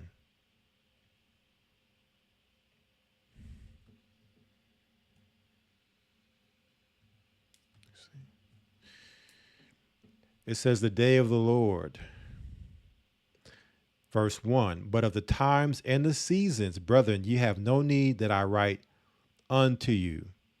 Right? It's like us coming on to do this live stream or any of the live stream that we come on and do. Right? The times and the seasons, we don't have to come on and tell you what time it is, what season it is. Okay? You should very well know the signs because the Bible speaks about them. So it should be easy to identify when you see the signs or you know what season it is, right? Prophetically. Verse 2, for yourselves know perfectly that the day of the Lord so cometh as a thief in the night. Okay, you know, who here doesn't know this? There might be some people that don't know or have heard this, but majority of us know perfectly that the Bible tells us that the Lord is going to come like a thief in the night. Okay, so therefore judgment comes like a thief in the night. So we sing the military presence building up, but understand they're telling us it's safe, it's safety, but the Bible's telling us something different. Let's read verse 3. For when they shall say peace and safety, I feel safe. Trump says he feels safe in DC now. What happens? Then sudden destruction cometh upon them as travail. There goes those birth pangs. As travail upon a woman with child. And they shall what? Not escape. So you don't want to get caught, right? Unawares, out of pocket, thinking you're safe, thinking you're secure, when it's a trap being laid and it's set for you not to be able to escape. Now, we're going to come back to the Bible here in a moment, but I want to show some predictive programming before we now identify when we say that the upcoming seeds against Israel and how what we're seeing directly correlates with the title and what we're saying. So you see there on your screen an Illuminati card. I'm going to pull this card up here. Actually. So here is your martial law card. And you see there in the thumbnail, you see the White House and you see the flag on top of the White House. And then when you come to the Illuminati card game, you see same, very eerily similar setting with military in front of the White House, American flag on top. Now, this Illuminati card game was released in the mid-90s. It's said to have been in production since the late 70s. Someone asked a question like, what, according to the Illuminati card game, what time are we in right now? Well, it doesn't really work like that. Okay. There is not necessarily a timeline per se. There are cards that show things, that have shown things before they happen, like the Twin Towers being hit, like the Pentagon being hit. And then later it happened. Okay. So here's a card that we are seeing, and not the first time we've seen military in DC. We saw it in 2020 when they were saying that there was going to be an insurrection in the White House by Trump and his followers, his supporters. So we're continuing to see this thing with military in DC and the White House to where it's becoming more frequent and more common. Again, it's all about acclimation, getting it more of a subconscious and subliminal in your mind, if nothing else, and getting you to see it more and more so you get used and comfortable to the idea. So when it becomes permanent under martial law, it's not as big a shock. Okay. So play this card at any time to give +10 power or resistance, your choice, to any government group you control. So let me pull up another card.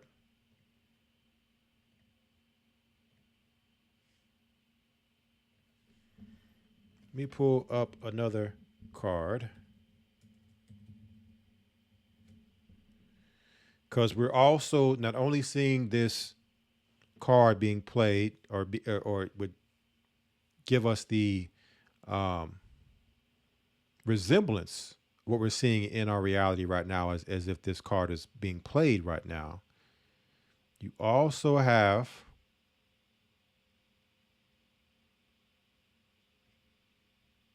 let me pull it up here.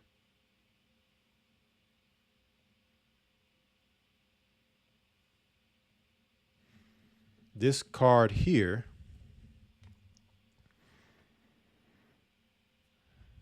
enough is enough.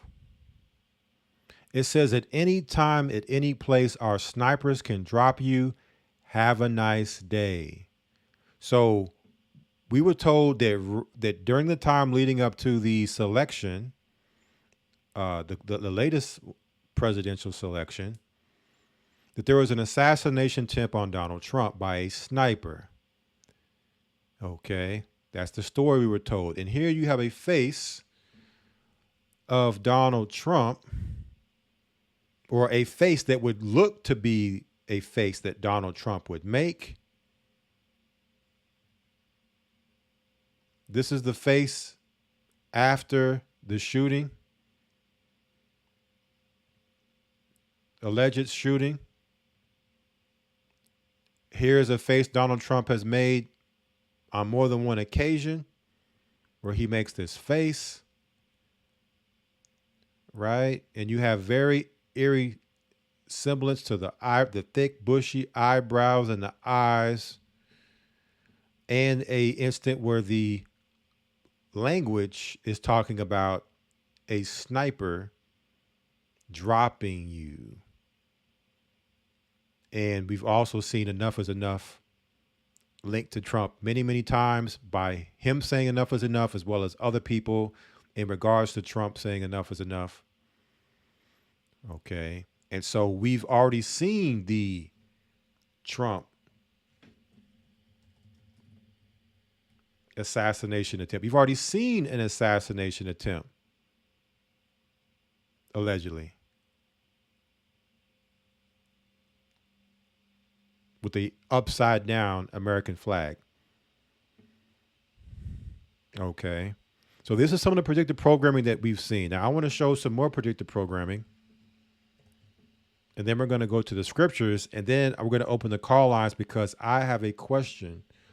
I asked it at the beginning of the stream, right? And I'm going to ask it again at the end of us going through the scriptures we're going to go through. And hopefully you brothers and sisters will call to chime in with the question. So let me pull this up.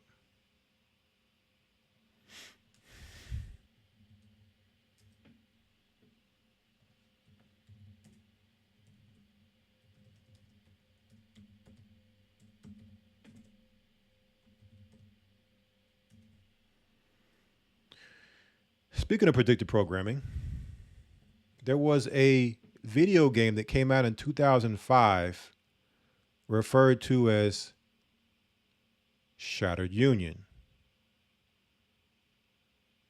I want to show you all the trailer. We've shown this trailer before. So we're going to take a look at and see if we can relate this Illuminati card here, martial law, along with this Illuminati card here, enough is enough, with a sniper dropping somebody who has a face of Donald Trump. Okay, let's see if we can just those two, things alone are embedded within this video game trailer and more.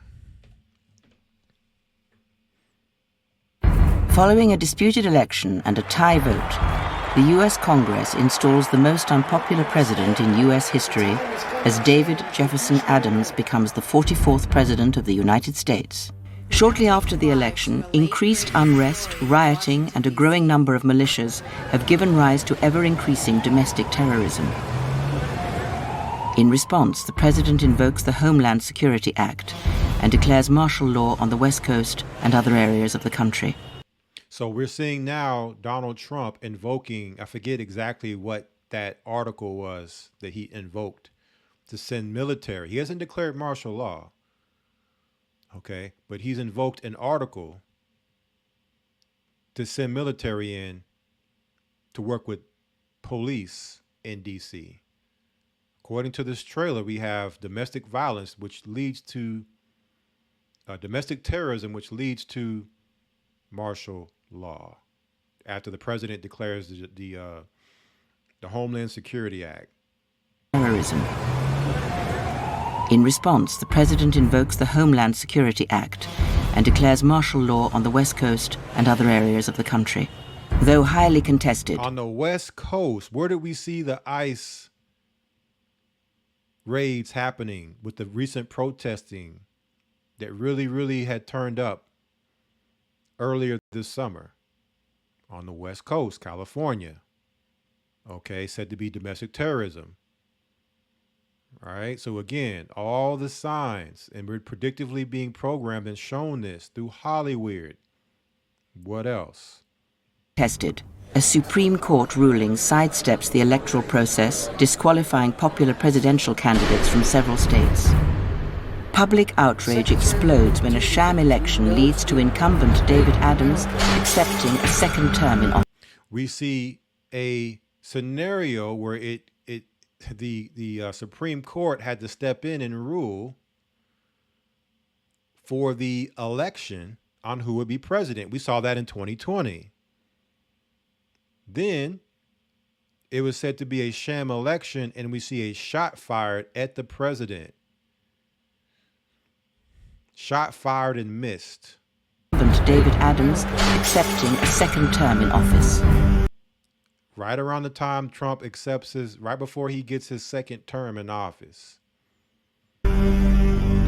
During the 57th Inauguration Day ceremonies, Washington, D.C. There goes D.C.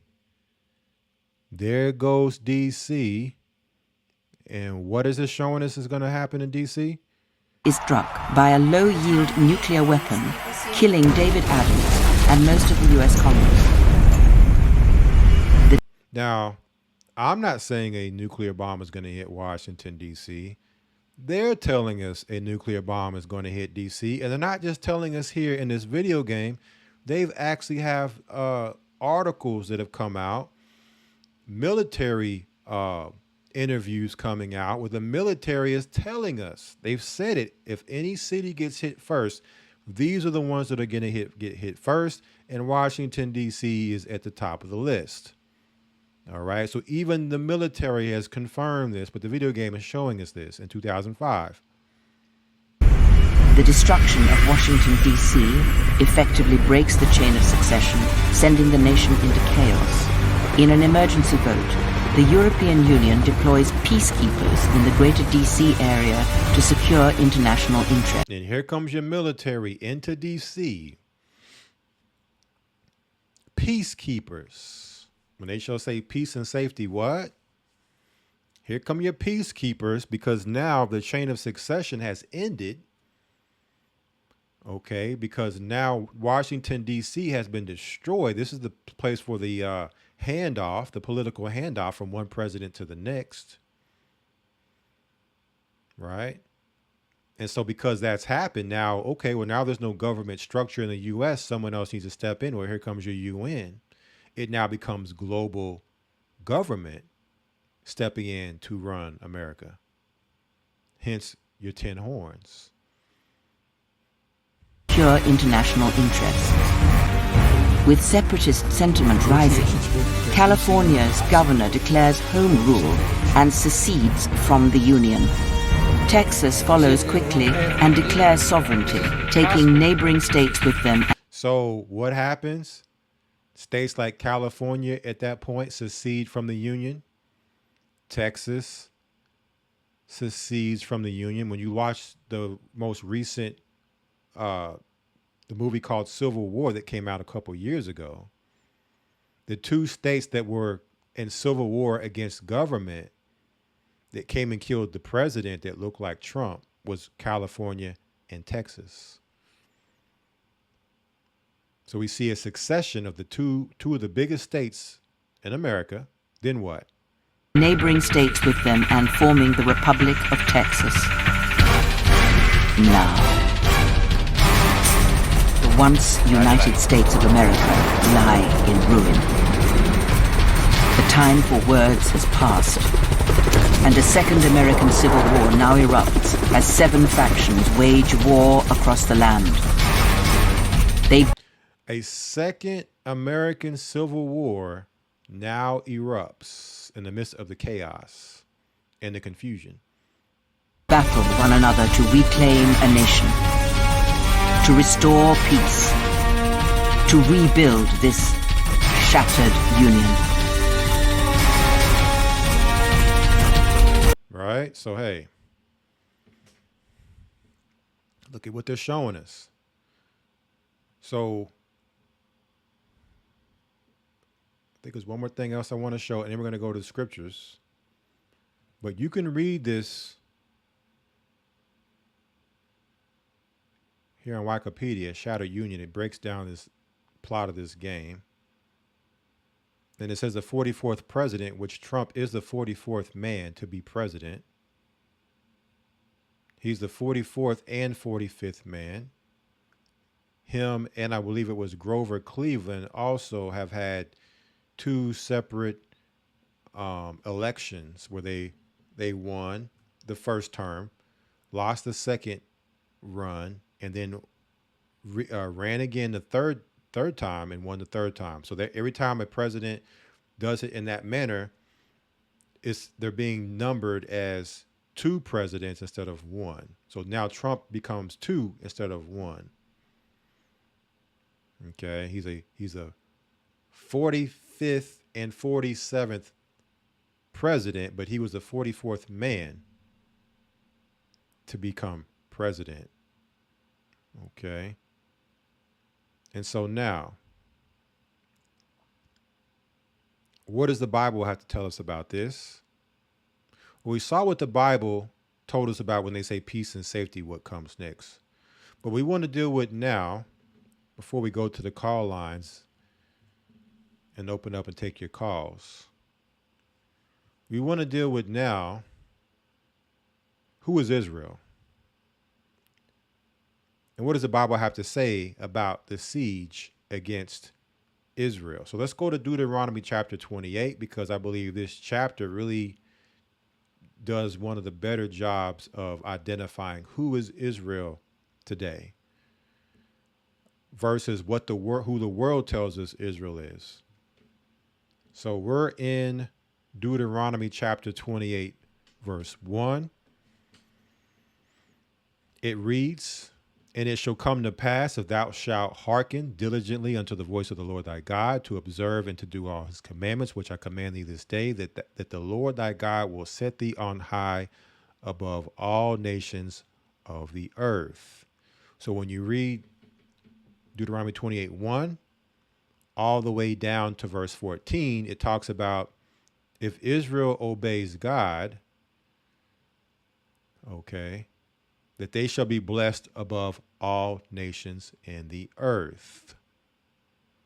When you get to verse 15, it says curses for disobedience. Verse 15, "But it shall come to pass, if thou wilt not hearken unto the voice of the Lord thy God, to observe to do all his commandments and his statutes, which I command thee this day, that all these curses shall come upon thee and overtake thee." Now, when you go through the Bible, you see that Israel as a nation fell. They fell into these curses. Okay, all throughout the scriptures, you see them go into captivity. You read the book of Daniel. Daniel talks about the four beasts, each beast being an empire that would rule, and the children of Israel would be in subjection unto each beast in captivity until the return of the Messiah. So that automatically tells us that the people that are in Israel today are not the Israel of the Bible, because Israel of the Bible would be in captivity. They would be under these curses until the Redeemer, whom the world calls Jesus Christ, his name is Yeshua, until he returns. They would be under these curses. So now we can identify who the people are based upon these curses, what people fit these curses. So let's take a look at some of these curses here. Now, when we talk about Washington, D.C., because remember, they told us, well, we're doing this because of crime. Well, if 60% of the city, I believe it's 60, it could be more, but majority of the city, from my understanding, is majority black. And typically when you say crime, okay, what do most people think about when you say crime? The National Guard footprint here in Washington has been relatively small. Right? Most people think black people, right? They think maybe Hispanic people, the migrants that are coming over, right? The migrants, who would be called illegal, that are of Hispanic persuasion. These are the people, when you think crime, that the world associates with criminals. So therefore, automatically, when they say we're sending military there to deal with crime, a city that's mostly populated by this demographic of people automatically tells you who it's aimed at. Okay, and this helps us when it comes to identifying here biblically, right? So let's go back. So what did it say about the children of Israel would be in the city? Verse 16, cursed shalt thou be in the city, and cursed shalt thou be in the field.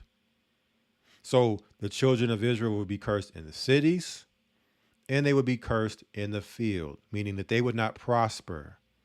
So when you look at the unprosperous in the cities, when you think about homelessness and the lower class and the poor in the city, do you think about white Jews? Do you think about Jewish people or Israeli?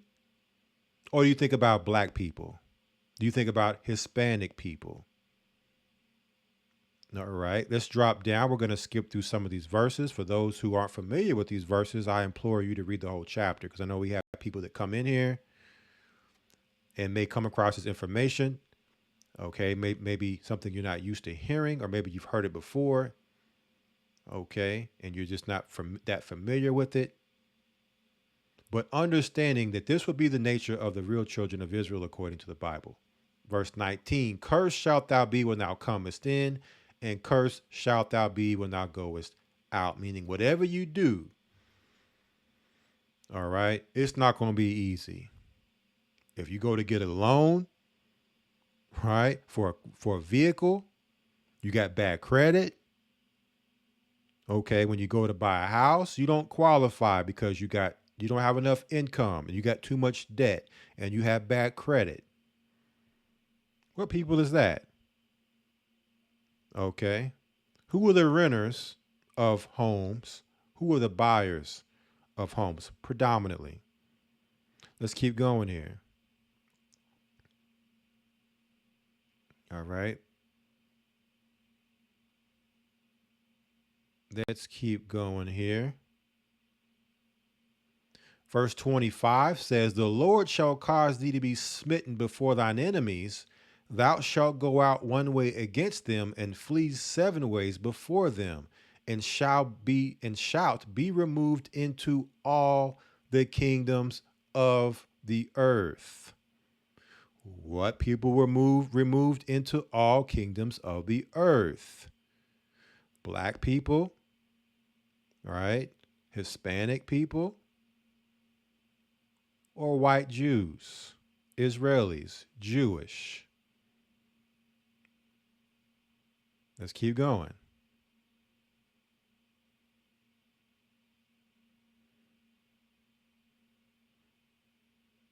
There's a lot here, but there's certain ones I'm sticking to. Read the whole chapter. Can't go through the whole thing for time.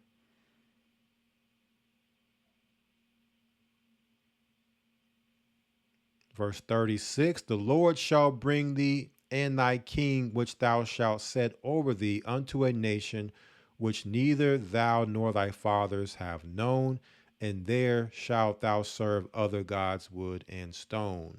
What people were brought and removed into all the kingdoms of the earth to serve other gods, other religions? Jewish people or black people, Hispanic people? Because where I'm sitting, Jewish people all serving the same God. in their land, the land that they claim is theirs, right? When I say in their land, okay? And black people are in a land where they don't know where they come from, serving many different religions. You find us in all religions. Do you find Jewish people in every religion under the sun? Or do you find black people in every religion under the sun? All right. Verse 37, and thou shalt become an astonishment, a proverb, and a byword among all nations, whither the Lord shall lead thee. So again, who does this fit? The people who are in Israel today, okay, or the people who have been scattered throughout the four corners of the earth, who are poor, on the bottom, being called racial slurs, right? When you think racism, right? Racial slurs or bywords. Okay. What people do you think about? And when it says thou shalt become an astonishment, okay, meaning that you'll go into these other countries and people will look at you differently. When Jewish people walk down the street, do people look at them in a certain type of way? Or how about the people who they're saying are the criminals, are the biggest producers of crime? Do they get looked at in astonishment, right? Looked at a certain type of way with shock and awe. Okay, who is the bigger ones that are looked at in a shocking manner? And a lot of times you would see somebody who's Jewish, and if they don't have their full, their full costume on, you wouldn't even know they're Jewish. They could have regular clothes on and you would never know they're Jewish. But us, as black people, we can't hide that. Okay, we can't hide how we look. Okay, we don't blend in, we stick out. Let's keep going. Verse 41, thou shalt beget sons and daughters, but thou shalt not enjoy them, for they shall go into captivity, which is slavery. When you think slavery, what do you think about? Do you think black people, slavery, or do you think Israeli people, slavery? Which of the two is more synonymous?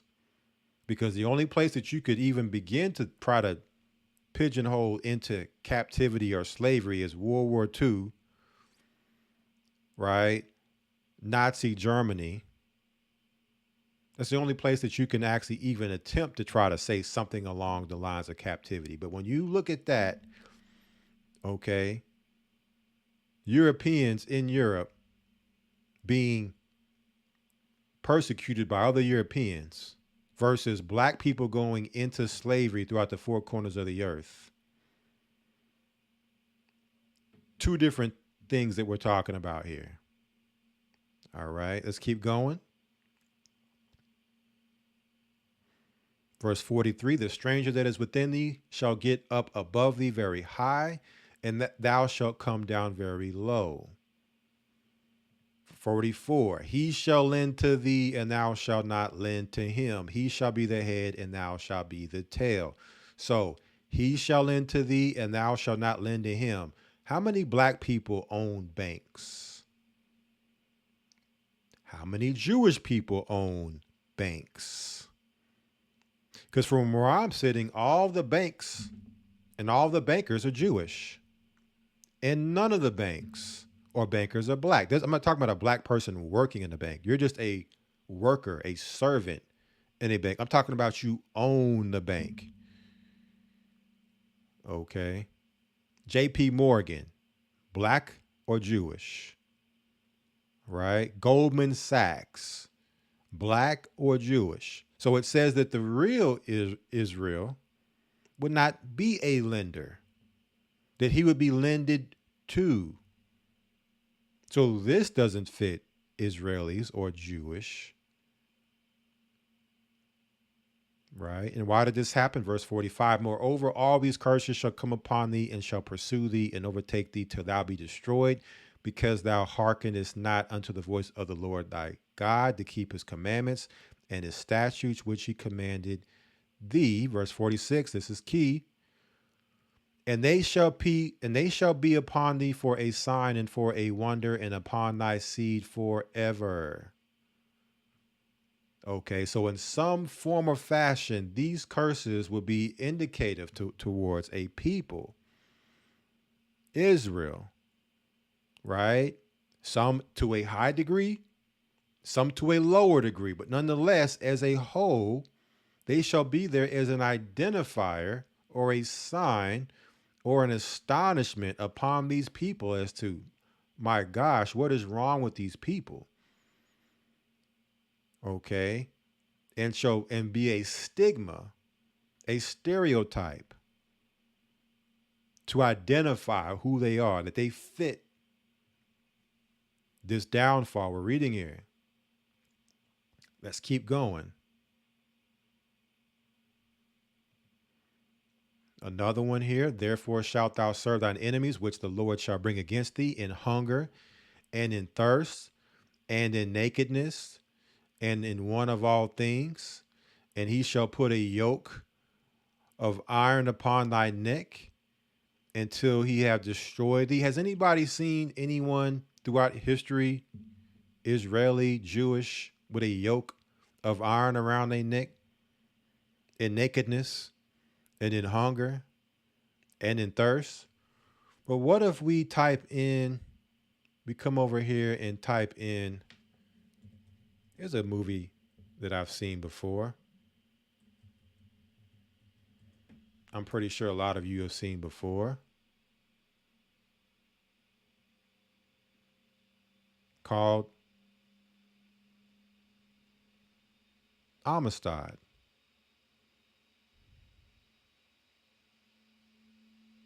Right? And it's interesting, they're not showing very many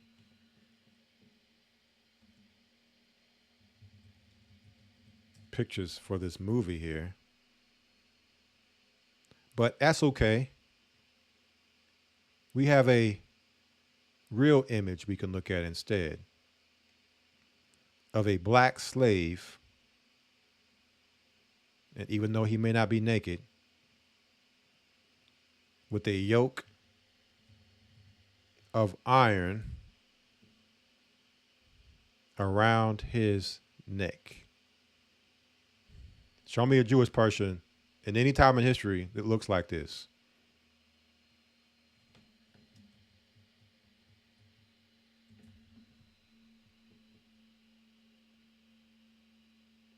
Right? In nakedness.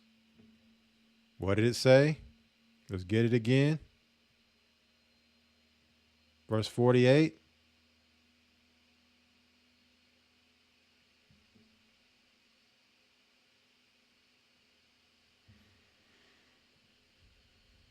Therefore shalt thou serve thine enemies, which the Lord hath sent against thee in hunger and in thirst and in nakedness and in want of all things, and he shall put a yoke of iron upon thy neck until he have destroyed thee. Now check this out. Now, who was the nation that did this to these people in history? Verse 49, it goes right into it. The Lord shall bring a nation against thee from afar, from the end of the earth, as swift as the eagle flieth. A nation whose tongue thou shalt not understand. As swift as the eagle flieth. A nation from afar,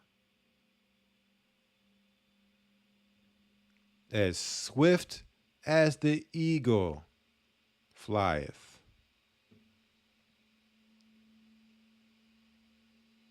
In 2015, Donald Trump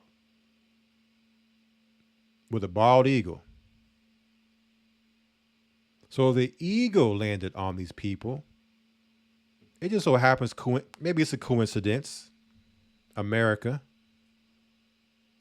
represented by the bald eagle as their national emblem, happened to enslave black people and put yokes of iron around their neck and bring them into slavery into the Americas. Just coincidence. Now, let's keep going, because this is the part we want to deal with here.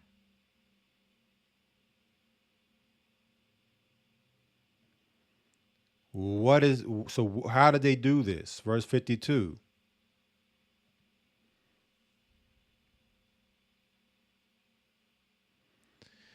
And he shall besiege thee in all thy gates until thy high and fenced walls come down, wherein thou trusted,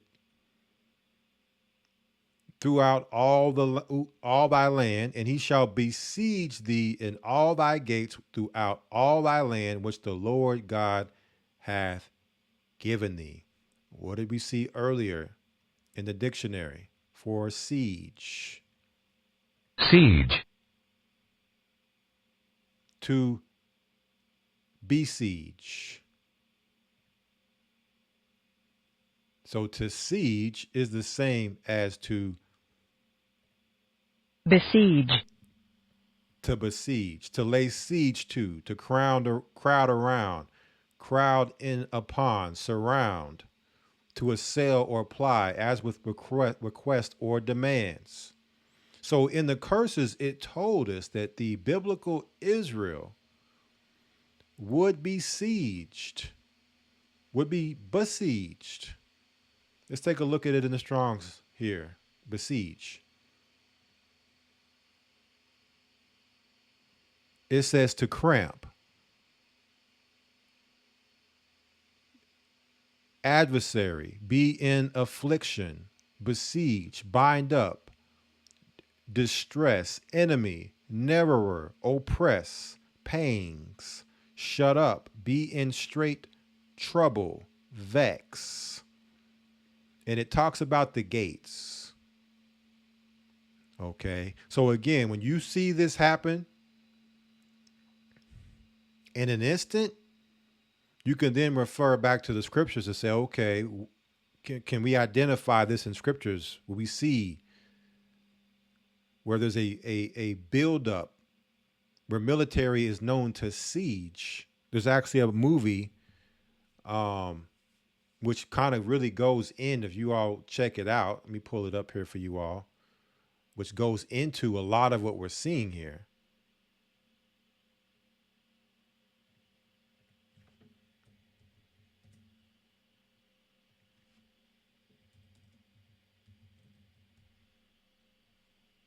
A movie with Denzel Washington called The Siege. It says, on November 6th, our freedom is history. Okay. Where you have military come in and take over because of domestic terrorism. And the people are fighting against the military coming in and having the right to take full control of the cities under the guise of domestic terrorism. So you have this dynamic of the police, the FBI, the American citizenry fighting against the military in conflict of who has the power in a situation where it's said that we're fighting domestic terrorism here. So the government, the federal government saying we must come in and take control through military. Same what we saw with the video game, Shattered Union, right? So when you see a military presence, automatically you have to ask yourself, what's the mission? Okay, they said the mission is fighting crime. Well, we've already established that who is associated with criminality because of these curses we're reading are black people. Okay, we've already established that the majority of Washington, D.C. is black people. So anytime you see military building up, right, like that, you have to ask yourself, is this a siege against the true children of Israel, fitting the continuation of the curses? We're gonna see, right? We're gonna see what the rest of the Bible has to say about this besiegement. Let's keep going.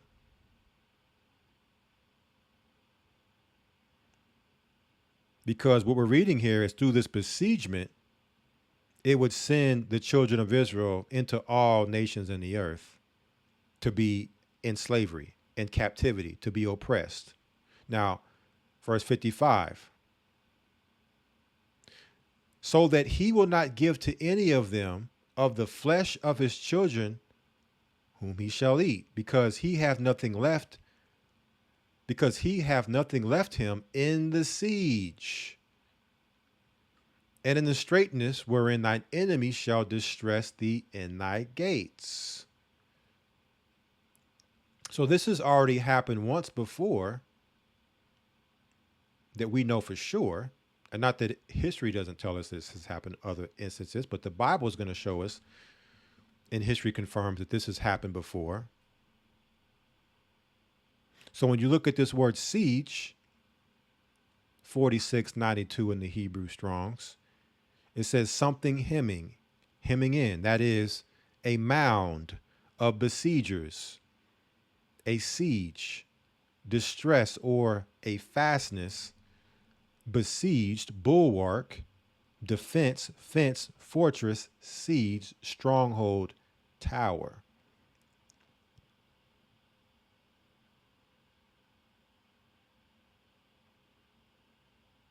All right, keep going here.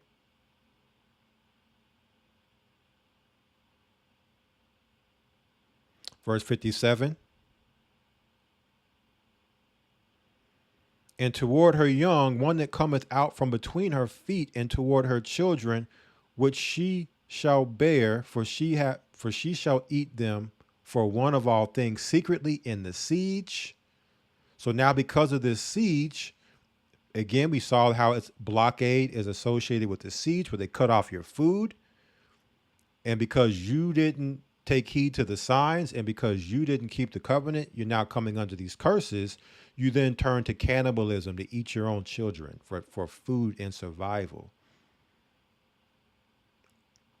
And straightness, wherein thine enemies shall distress thee in thy gates.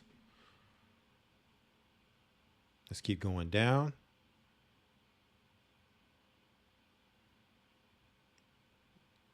Another identifier here, verse 64. And the Lord shall scatter thee among all people, from the one end of the earth even unto the other. And there thou shalt serve other gods, which thou nor thy fathers have known, even wood and stone. So these people will be scattered amongst all nations. They wouldn't know who they are. They wouldn't know who their God is. They would be on the bottom. They would be in astonishment. Okay. They would be the actual, the degenerates of society, the detested, that those that are most hated amongst the nations. Okay. We would fall in, they would fall into criminality for survival. It says here in verse 68, and the Lord shall bring thee into Egypt again with ships, by the way whereof I spake unto thee. Thou shalt see it no more again. And there ye shall be sold unto your enemies for bondmen and bondwomen, and no man shall buy you. Now, we know when we talk about ships and slavery, bondmen and bondwomen, we know what people come to mind. Not Jewish people. Not Israeli, but who? Black people. And notice how it says, thou shalt come into Egypt again with ships. So what is an Egyptian obelisk doing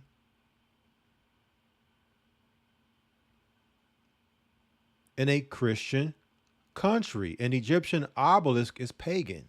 It's towards other gods. Okay. But here in America, we see an Egyptian obelisk along with other Egyptian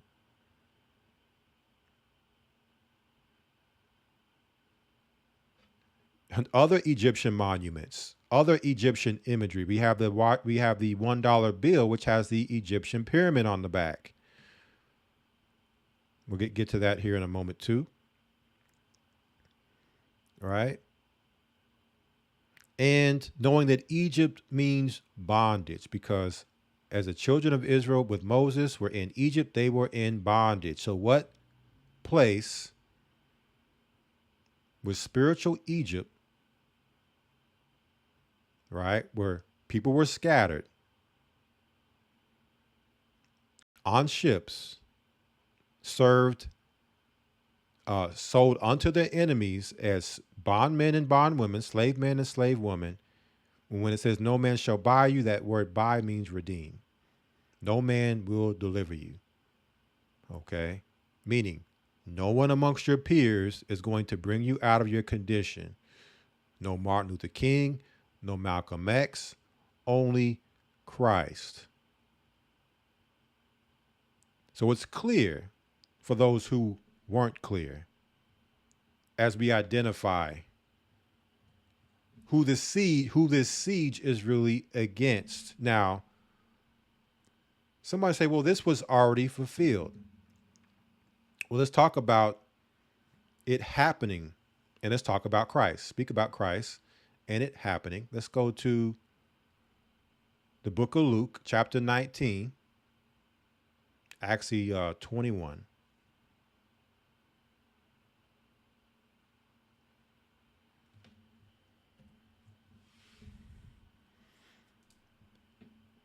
It says, Jesus foretells wars and persecution.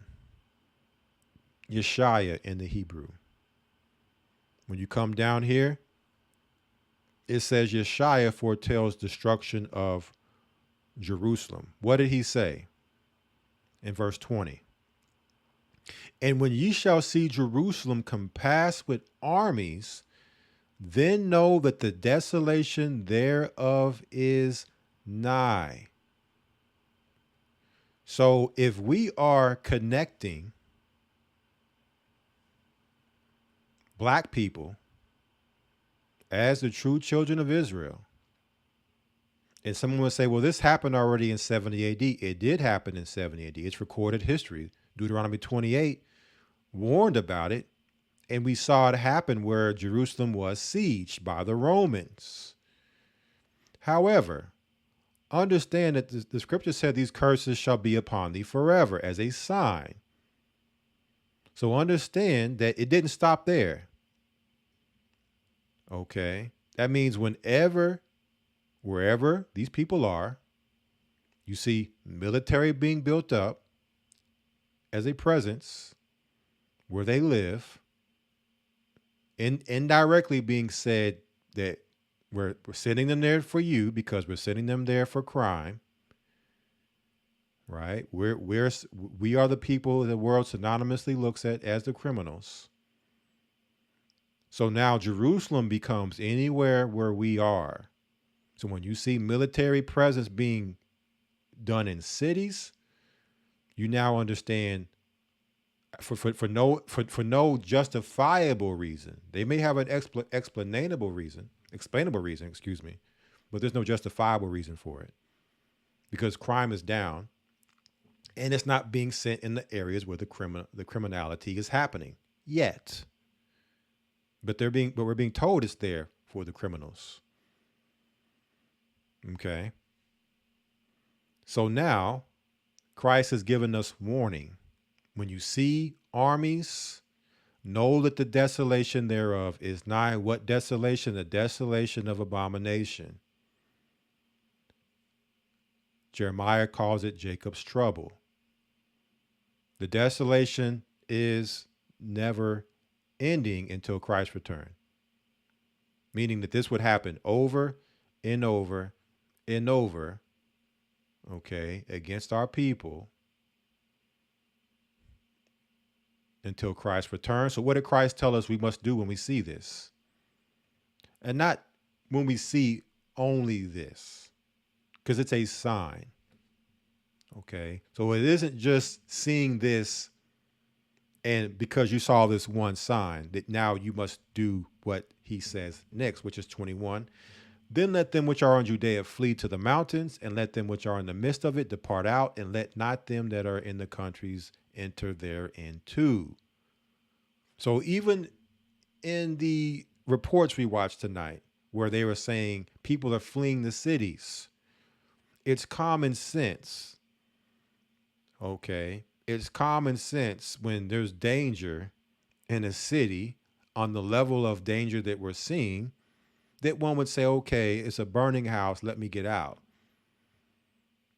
But then they would send military in and make you believe that it's safe, and they would send them in mainly as black. So our people would not be alarmed to flee the cities.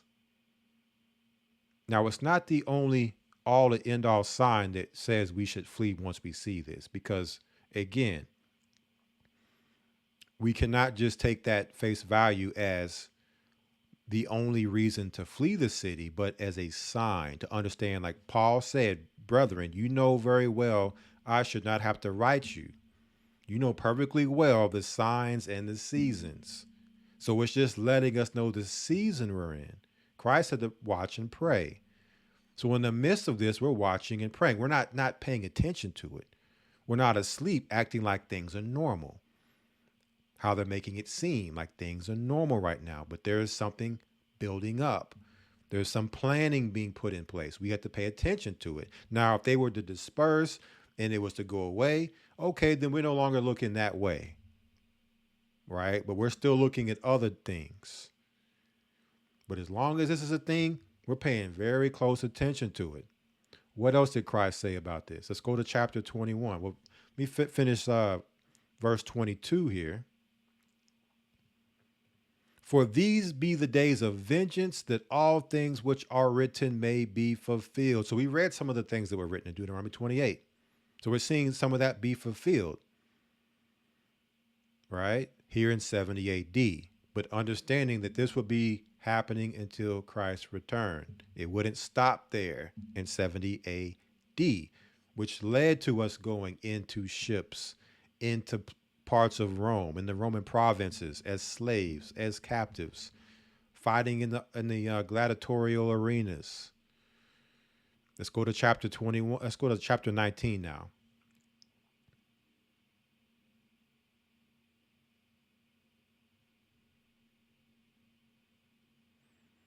Check it out.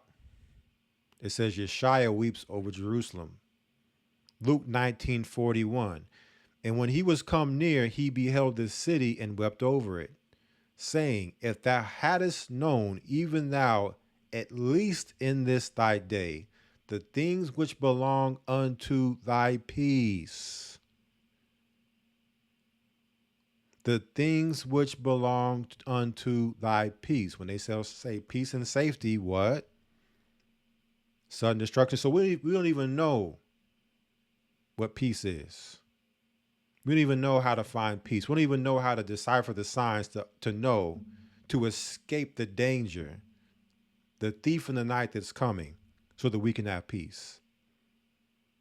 Christ's like, if you only knew what you need to do to escape the danger so you can have peace, but you don't know. You have no clue. But now they are hid from thine eyes. So how many of our people are sleeping right now? Not paying attention to this military buildup right now. It's hid from their eyes. They're just going about life. Everything seems fine and normal. They've done a real good job at making things seem normal. Things are very far from normal. They told us this is the new normal. So we automatically know that this isn't the old normal. It may make you think you're in the old normal. This is the new normal that we're in. Okay, they're just slowly easing us into it as they continue to progress through their agenda. So what is it that Christ is weeping about here that we don't know? Verse 43. For the day shall come upon thee that thine enemies shall cast a trench about thee and compass thee round and keep thee in on every side. Let's look at that word trench in the Strongs. We have That is 5482. It says what?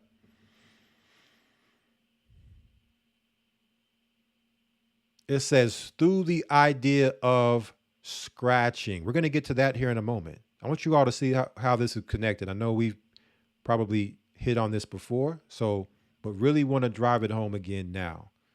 Through the idea of scratching, it says a stake, that is a palisade or rampart, military mound for circumvallation in a siege. Circumvallation in a siege. Right?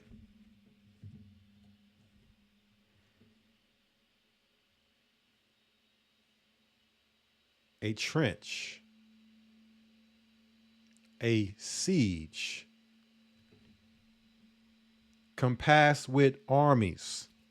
So we have to take all these things into account to understand when you see the armies, understand the armies are there for Israel, Jerusalem, for the siege. Okay. And only those with eyes that can see will understand Christ's warning to escape. Now, because we have the truth, we have leaders, we have shepherds to guide, right? We'll make it through this as a whole. This is speaking about those who are in sin, who are blinded, who are not watching and praying. Because those are those that went down in 70 AD amongst our people. All right. Through righteousness, we have a hedge. Through sin, we are delivered into the trap. So for those of us that are in this walk, there is no fear when we see these things. We're just watching. We're paying very close attention and watching. Right? Now, from there, because it talked about a scratching. It talked about a scratching when we talk about trench. Let's go now to Revelation chapter 13. And then we're going to open up the call lines. Right? And I'm going to ask you all a question at the end. I'd love to hear your answer to this question, as well as anything else that you may have that you want to discuss or ask. The call lines will be open for anything until we finish out this stream. So when we talk about Revelations 13, the second beast, it talked about how government was flexing its power. Trump is flexing his power by deploying military in DC. And we see the second beast here flexing its power. And what does it say? Verse 16, and he causeth all, both small and great, rich and poor, free and bond, to receive a mark in their right hand or in their foreheads, that no man might buy or sell save he that had the mark or the name of the beast or the number of his name. We take a look at that word mark in the Strongs. What do we have? 5480. Charagma. It says a scratch or etching. That is a stamp as a badge of servitude, a sculpted figure, statue, graven, mark. So the same scratch or etching, when you go back to a trench, let's go back to that word trench. It's not charagma, it's charax. It says a scratching. So what we're seeing here is synonymous with this military move and the connection to the mark of the beast. When you see them make this move, understand that the mark of the beast is at the end of this. When they finalize, right? Meaning that when it's permanent, that the military now is in place and this is the current state of affairs, and it's not this thing where they're just playing musical chairs, moving back and forth, military on the streets, take them off, military on the streets, take them off. When they finally put them out there, and it's for good, permanently, know what comes at the end of this military siege, this palisade or rampart, this circumvallation is a scratching. Let's go back to charagma, the mark. Because remember, Trump said, he's talking about the AI plants that they're creating. What do you think them AI plants are going to power? Those AI plants are going to power the software that runs your mark of the beast. So now, the Thayer definition.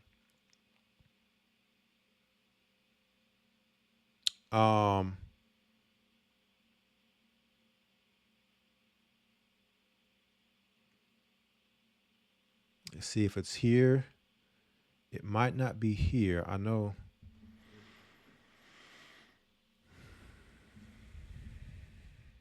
See if I can find it real quick.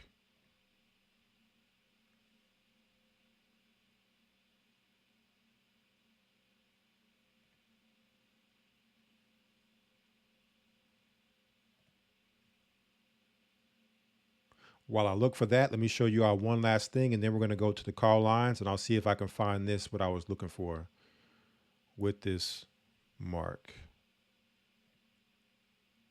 Oh, I think that may be it. It's connected to right here when you go to 5482, which we just went through. Carax, that was what it is. It directly connects Carax and charagma. Carax is the root for charagma. But notice how this mark is attached to military and a military siege. So therefore, we understand when we talk about the siege against the children of Israel, we've identified what a siege is. We've identified who Israel is, who this is against, and we understand the times when this is deployed will be the times that they're looking to implement the mark of the beast. So it really comes down to the timeline of when they're ready to institute the mark. We see the technology and the infrastructure is there. It's just, is it fully ready?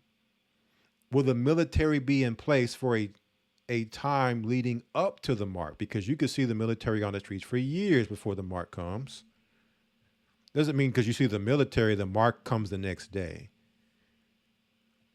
Okay. But we see Carax, the trench, a scratching, a military mound, palisade, a rampart, right? Circumventing, a circumvallation, and a siege, military mound, is connected to charagma, a scratch or etching, stamp, badge of servitude. They're connected. And let me show you all this here. Let me pull it up one moment.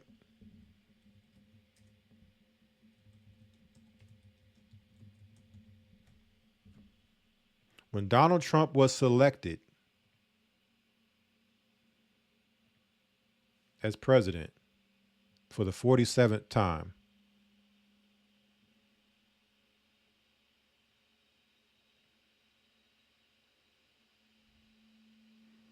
let me pull it up.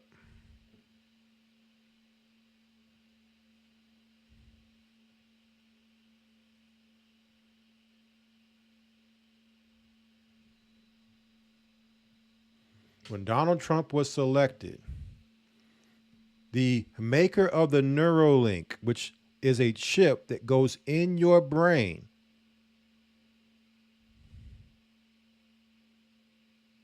when he was selected, Elon Musk immediately tweeted out Novus Ordo seclorum, which means New World Order, which is where?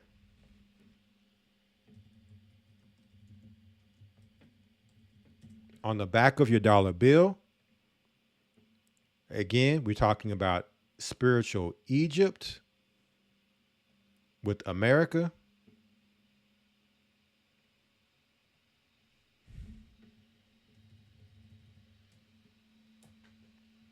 You got your dollar bill. You also have your Washington Monument, both Egyptian. All right. So we're just here connecting the dots for brothers and sisters when it comes down to all this. And so, Novus Ordo Seclorum, meaning New World Order, that they've are at the end of their completion of when it comes to the mark of the beast. They're close. We're close. So the question I have for brothers and sisters, and I would love for you all to call in to answer this question. We talked about the birth pangs. The Bible talks about the birth pangs, meaning that in between delivery of the child, the signs in the earth would be compared to that. A woman has contractions or birth pangs. In between contractions, there is a sigh of relief and a time of peace. So, being that we're in this moment where things seem normal and there's grace and there's time, okay, what preparation are you doing to prepare for the next woe or the next birth pain that's coming? Right? What preparation are we doing? What we see is coming. Are we taking the most advantage of this time to prepare for what we see? Are we going to be, when it happens, oh my God, and just be,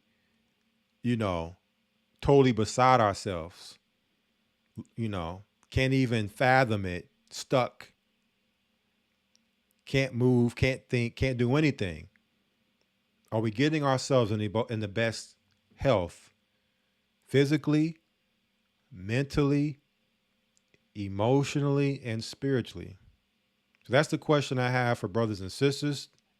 Call in 214-519-8067 if you would like to answer that question, as well as anything else you would like to ask or talk about. The call lines are open. If we don't have any callers, then we will conclude this live stream, but it will at least be food for thought for you brothers and sisters to ponder on and think about, with all these things laid out, showing you where we are prophetically. And let me go to Daniel while I wait to see if you can text or you can call. Let me go to Daniel so brothers and sisters can kind of understand, because I know when people see military, then okay, it must be time to flee the city. Not necessarily. So I want to go to Daniel. Let me get it.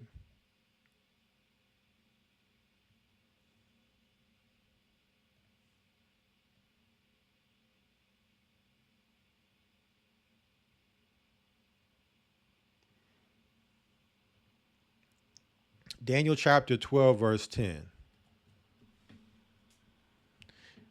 It says, many shall be purified and made white and tried, but the wicked shall do wickedly, and none of the wicked shall understand, but the wise shall understand. So in this time, you have those that are waking up to the truth, understanding who we are, understanding that without Christ's baptism, you have no chance at salvation. They're going to the water for remission of sins and being baptized, being made white. In that being made white, you're tried, okay? Because you now have to go under the test to show the Most High that you are acceptable, that you are proven, okay? But the wicked shall do wickedly, and none of the wicked shall understand, but the wise shall understand. So the evildoers are going to continue to do evil because they don't understand what's going on. They think everything's gone back to normal. But the wise shall understand. The wise shall see the military in the streets and understand what that means because they've been taught. Because the Holy Spirit right, is ministering to them. It's resonating with their spirit. When they see certain things, they understand the signs and the seasons. Verse 11, and from the time that the daily sacrifice shall be taken away, and the abomination that maketh desolate set up, there shall be 1,290 days. Remember earlier we read in the book of Luke when Christ said the desolation, right? Now, this part hasn't been fulfilled yet.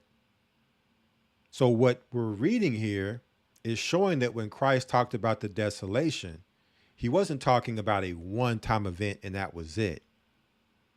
Okay, as we're going through this is again the birth pangs. These are trial runs, beta tests. With each test, they get more progress with their agenda and their plans.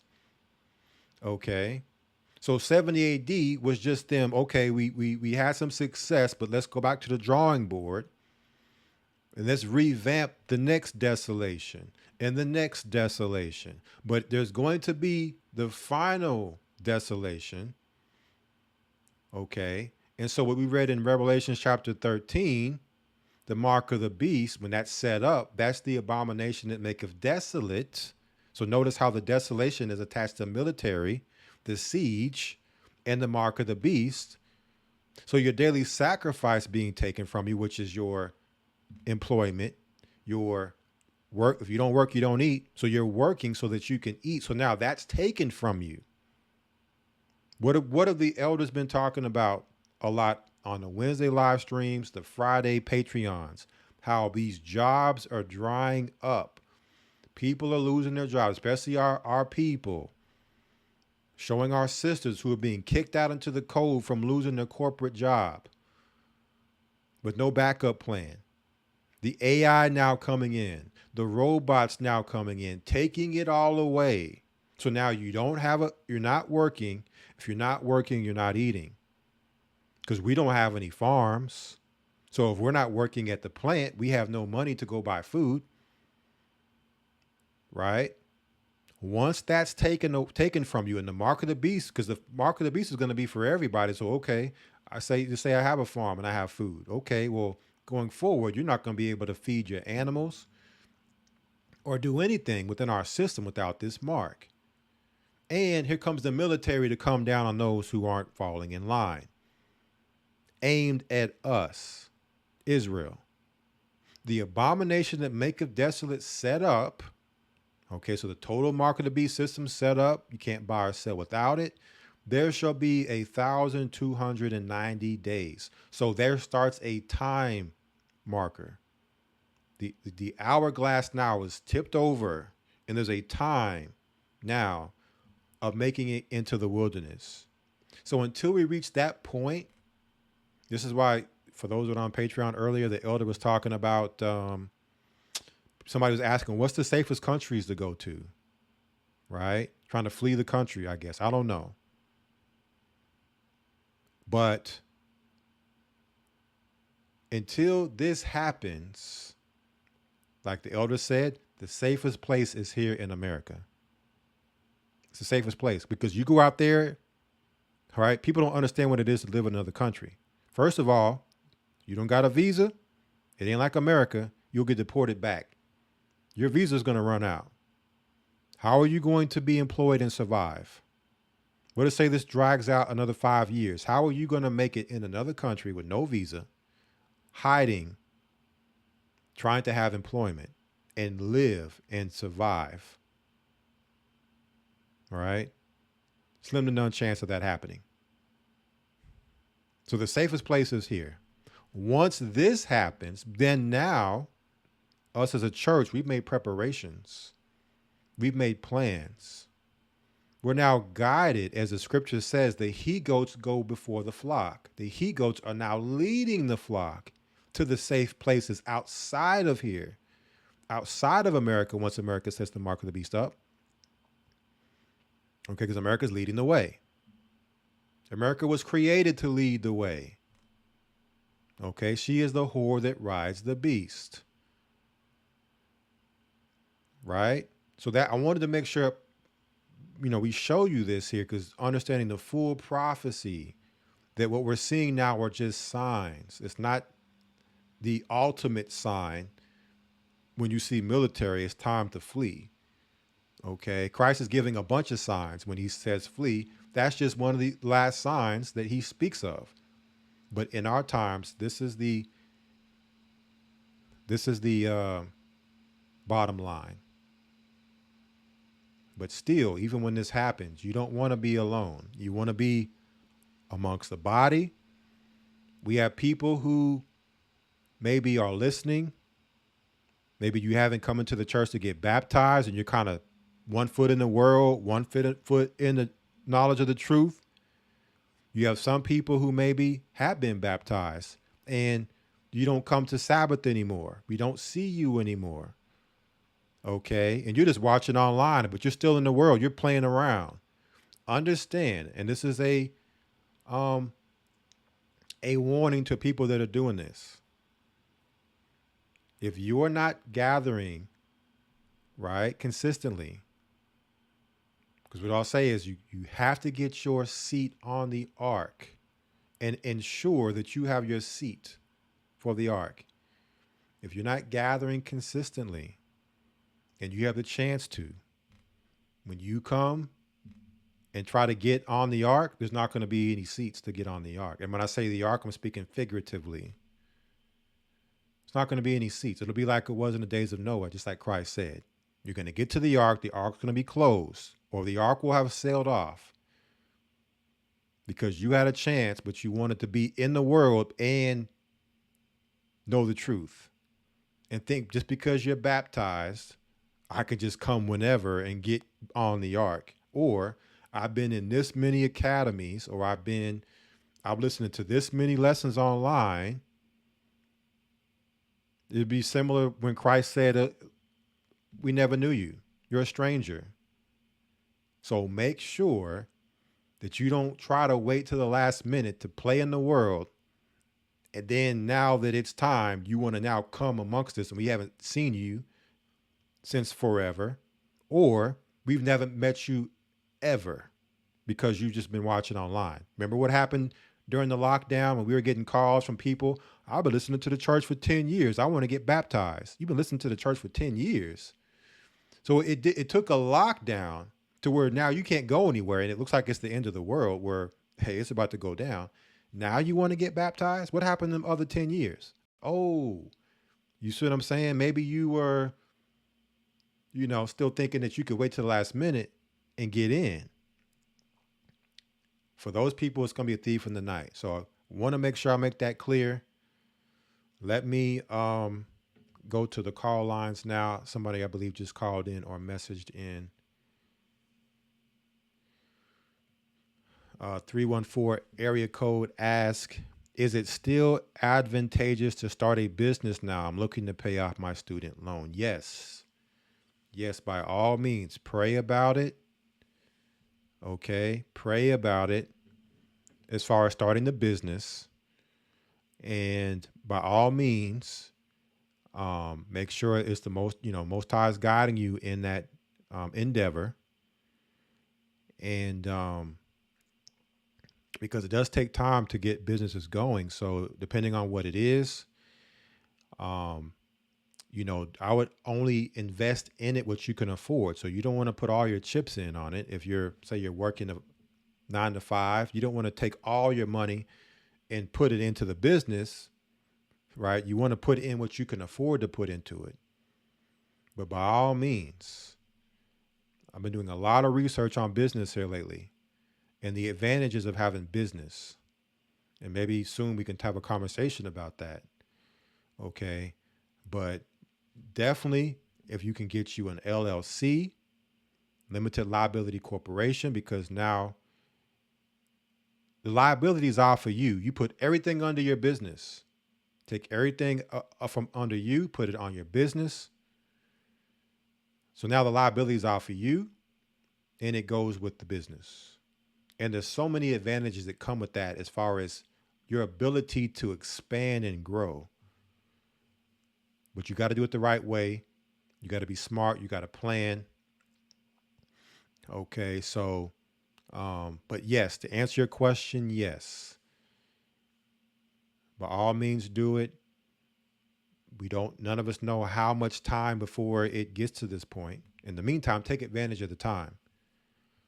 Okay, because you never know. And even if let's say you start the business and you don't necessarily get it to the place you want it to go because time gets cut short. Think about all the experience you gain from doing that, all the knowledge you may gain, all the confidence you may gain. We need to start developing the skills for business. Like, for instance, say electrician or plumber, just examples. You gain that know-how because the kingdom is within us. We must build the kingdom. How are we going to do that if we don't know how to do anything? If we just only know how to be slaves? So gain these skills. Okay. Gain the know-how how to do these things. So regardless, it transitions for the next thing. You did it for as much as you could do it here. Now it's time to go to the next part, which is off grid. I can take what I learned from that, and now I can actually bring my brick to help build the community. Okay, build those that are now off grid, headed toward the wilderness for sustainment. So that's how I look at it. It's a mentality, and then mentality travels. So if that business whatever level it gets to here, it gets shut down. Hey, I'm taking that to the next, and then to the next. I'm gonna keep, so that's the beautiful thing about it. It's a mentality. So hopefully that answers your question. Let me go to 404 area code. Another question. What exactly is being a part of the world besides the obvious, if I'm clear of my question? I'm asking to make sure I'm not doing anything that's a part of the world. Well, really what it comes down to is just sin. Right? Looking to follow the commandments, the Most High's laws to the best of your ability. One of those is not forsaking the assembly. So if the Sabbath is here, and as it's a church, in my vicinity, I'm gonna be there. Rain, sleet, or snow. It's not, well, I show up. I may or may not show up, for 6 months. It's been 6 months since I've been to Sabbath, and it's right down the street. You see what I'm saying? Or, I could, find me a wife or a husband, but I'm still in the world when it comes to having boyfriends and girlfriends. You see what I'm saying? You still live in that life. I had a chance to get baptized, but I'm still not baptized. And I'm still, what are you waiting on to get baptized? So there's things that we need to be doing, rehearsing the righteous acts, preparing for the kingdom. So it doesn't mean you can't do something like, oh, I want to go to a game or I want to go to the movies. No, you still live your life and still go and do things. But just come out of the world as far as your lifestyle when it comes to sin. Okay. Still lying. Still, still stealing. Still doing the same old things the Bible tells us not to do. You're still doing it. So that's the focal point, is the sin, not enjoying the things of this world. You see what I'm saying? So hopefully that answers the question. All right, we are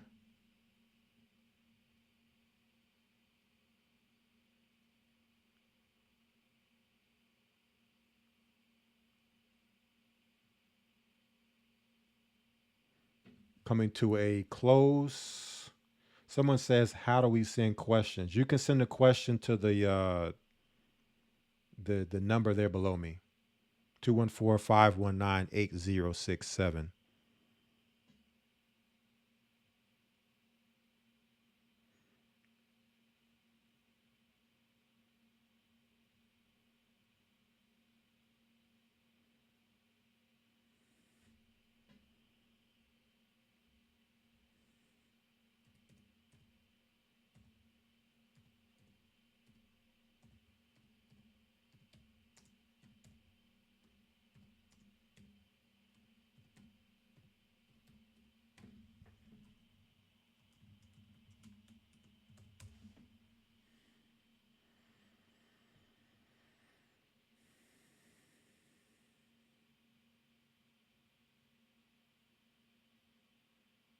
Someone says, I spent $70 a week in gas to get to church. I know somebody was driving 3 hours to her closest church. She eventually moved to that actual body, but no more excuses. So yeah, time is winding down.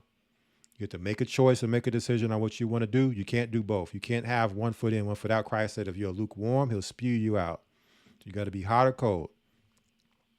Someone says, is it wise to start a family knowing the times that are upon us? I am conflicted because the desire to have a family, if it be the Most High's will, is there, but I know the word says, woe unto those who give suck in those days. Again, those are more personal choices on what a person would do, because everybody's situation is different. You know, you kind of have to pray on that, pray to the Most High about that, and kind of, allow his will to be done with something like that. If somebody's not in a financially good position, maybe it's not financially, something you may want to do.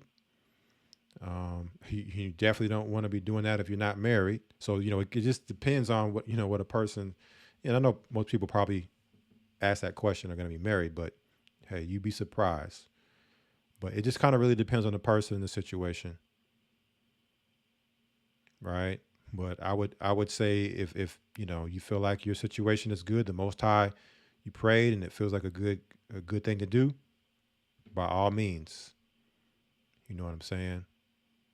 Just position yourself, plan out. I think the biggest thing with our people when it comes to having children and starting a family is we don't plan. And so it'll come time for the baby to be born and we haven't been to the doctor. We trying to scramble around and then calling about the doctors trying to get me to do a C-section. I don't want to do a C-section, or they're trying to do vaccines or this or that. It's kind of like, well, why didn't you plan this out? Like, you had time. I mean, from the time the baby is conceived, the seed is conceived in the womb. It's usually, around 9 months, right? You have time before that to plan. So just plan. We need to be better proactively planners, planning things out.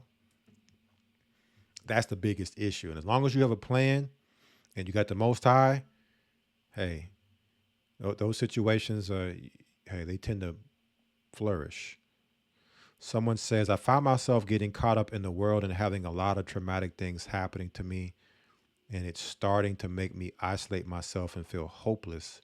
And I don't really have people in the body to talk to. How do I deal with this? Well, the first thing I would ask you is that, do you have local leaders, not church members, local leaders, but the local church that you can actually speak to? Like, okay, I was baptized by bishop or deacon or officer such and such or elder such and such, that I can reach out to and talk to, who's going to know you, right? They know you better, and you can talk to them about these questions, these things you're dealing with, right? Because it's one of those things that probably needs a pretty good, thorough discussion. And so that's the thing, is the isolation. So what will happen is, instead of you reaching out to like the leader, you'll isolate yourself. Okay. And that's exactly where Satan wants you. Isolate yourself. You're not coming to Sabbath. You're not reaching out to leadership for help and prayer. You see what I'm saying? So, that's the best way to deal with that. The next thing is prayer. Are you praying? You're having things happening to you. What is your prayer life like? What are some things that you might be doing that could be unrighteous, that could be maybe causing the traumatic things happening, right? Are you keeping the commandments? If you're keeping the commandments, and the devil's going to do what he can do to try to get you in this state of despair. And so that's where you got to lean on prayer, fasting, staying in the word, and do exactly what you don't feel like doing, which is gathering. You feel like isolation. So you now have to make yourself know that, hey, we have to engage with one another. Okay, you're not going to get the comforting and the exhortation from the world. You have to get it from the body. So you have to fight the feeling and the urge to you know, find yourself alone. You have to fight that. Okay. Let me see. So let's go to 231 area code. Hopefully that answers your question.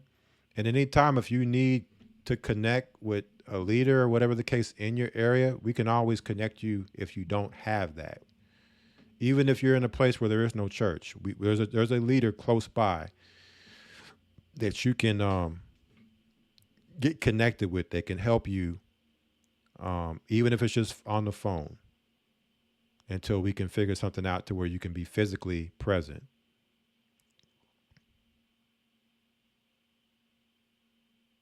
Someone asked about an email sent with Lil Nas X walking around in his underwear and cowboy boots, and they're calling it an overdose. Also, I'm considering moving to Thailand after I finish law school. Do we have churches there? I think I saw the email come in, but I didn't look at the article. So, yeah, I mean, you're in Hollywood. I mean, we see this all the time. So, and the fact of what he's got going on, I mean, this is probably normal for Lil Nas X. Moving to Thailand, well, you know, there's a lot to unpack with that. I would say that I would move someplace. There is no church there that I'm aware of. I would move someplace where there's a church. If you're not by a church, I would look to move someplace where it's a church. It's going to be more beneficial for a person to be somewhere where there's a church than moving someplace outside the country where there is no church and you're around strangers in a strange land. Like, that's just something that, you know, me personally, I have no desire to do that. I mean, I get people maybe in their, you know, their disdain for America, but hey, you don't want to be outside this country in a place where you're alone. Trust me. So I would say travel the world, but moving outside, I would not recommend it. Okay. So just if you're with a local church, stick there. If not, find the local church closest to you and try to get there. And you'll be strength in numbers. Okay. Strength in numbers. You're under a shepherd. Much protection there. And then you can travel. If you want to travel the world, you want to travel and visit Thailand and go to different places, then, you know, that's fine and dandy.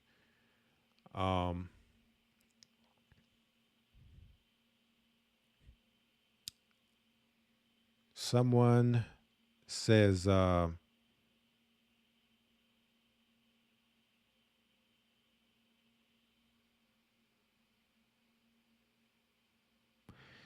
I was thinking about boiling then filtering my water instead of buying Crystal Geyser. What's your thoughts?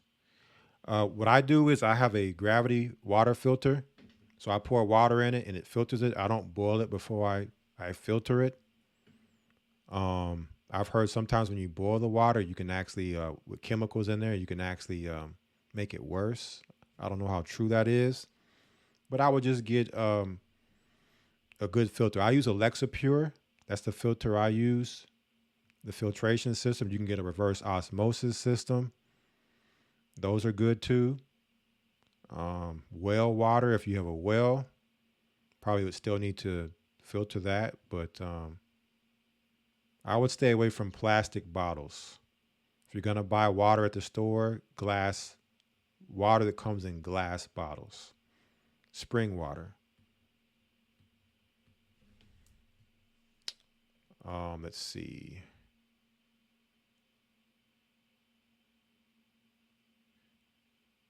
Someone says, is living with your unmarried spouse a sin if you're not having relations? And if that person is spiritually not in line, should I leave? I'm trying to leave the world, but she wants to stay. Please help. Um, well, I don't know how someone is your spouse if you're unmarried. So maybe you meant to say if you're living with somebody you're not married to, because a spouse is if you're married. I'm not familiar. I'm confused by unmarried spouse. But well, the bottom line is, again, if you're living with somebody who you don't want to marry, why are you living with them?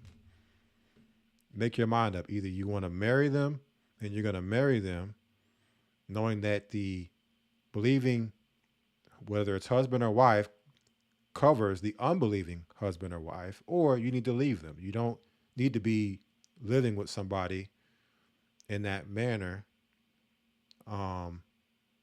right? And not be with them in righteousness. The world would see that and you say, oh, I'm in the truth. But then you're living with somebody who you're not married with. So that looks like the Christian church to me.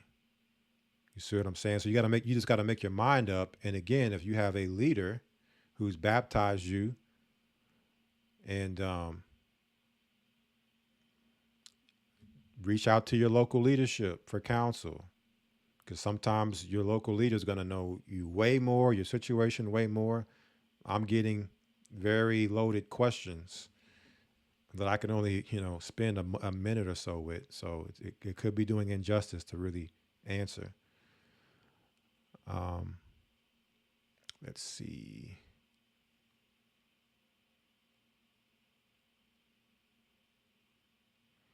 Okay. So if you've been baptized and you have leadership, then I would say reach out to your leadership. I'm not sure. You say you haven't been able to attend churches regularly. You have to speak to them about that, whatever that is, and just whatever it is you need to do to attend. Do what you need to do so that you can be there.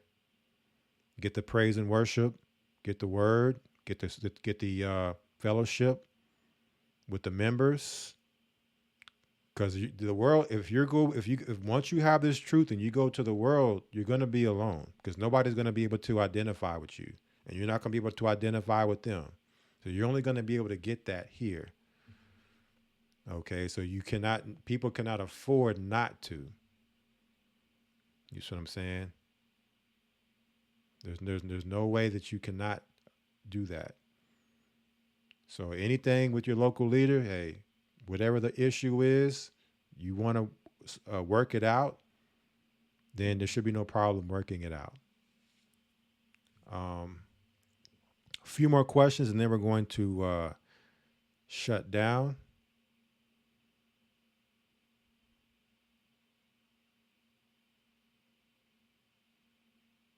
Someone says that they tried to reach out to a local body 4 hours away and did not receive a call back. Okay, well, only thing I can say is if you can message me your location, then I can get you with the regional elder over that area and have them reach out to you and you can speak to them about it. Okay, to ensure that you get some level of interaction there. Okay. Sometimes we have conference calls for people who are further away and can't attend. So, that could be an option there. But send me, this is the 254 area code. Send me your state, what the state you're in. And I'll have the regional elder over that state reach out to you to discuss fixing that.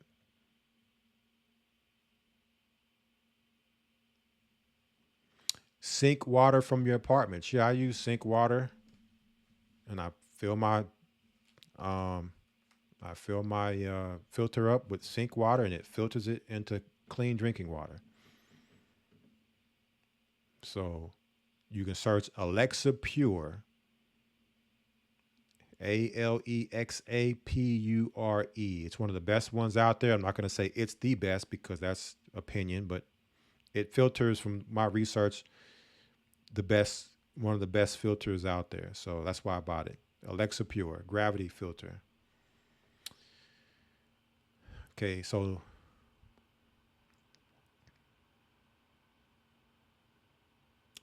last question, I believe.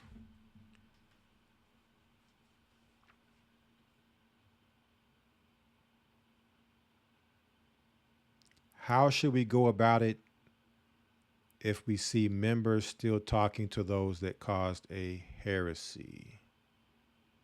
Talk to your leader. Right? You have issues, go to your leaders. I say it all the time. There be stuff going on in the church and us leaders don't know what's going on. We can't fix it. It seems like everybody else know what's going on but us. But I think sometimes people think, well, the leaders have to know, but no, a lot of times we don't be knowing what's going on. So, and I think the thing is, what I'm starting to find out is people feel like snitches if they tell tell on somebody, when really it's the exact opposite. By bringing it to light, if someone's doing wrong, the Bible actually talks about that in the law, that you become an accomplice to sin if you don't bring it out.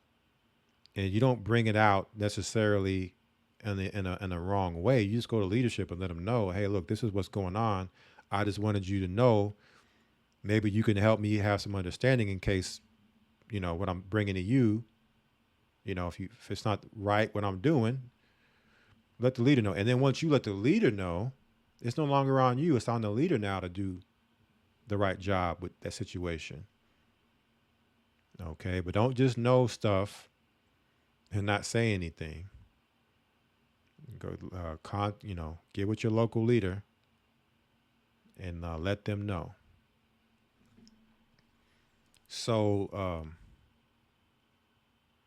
254 area code, last four digits 8613. I'm still waiting for you to respond with the state that you're in. Whenever you get a chance, send me the state you're at, and I will reach out to your regional elder to we'll work that out. Okay. So that concludes. Okay, you're in Huntsville, Alabama. Okay, good.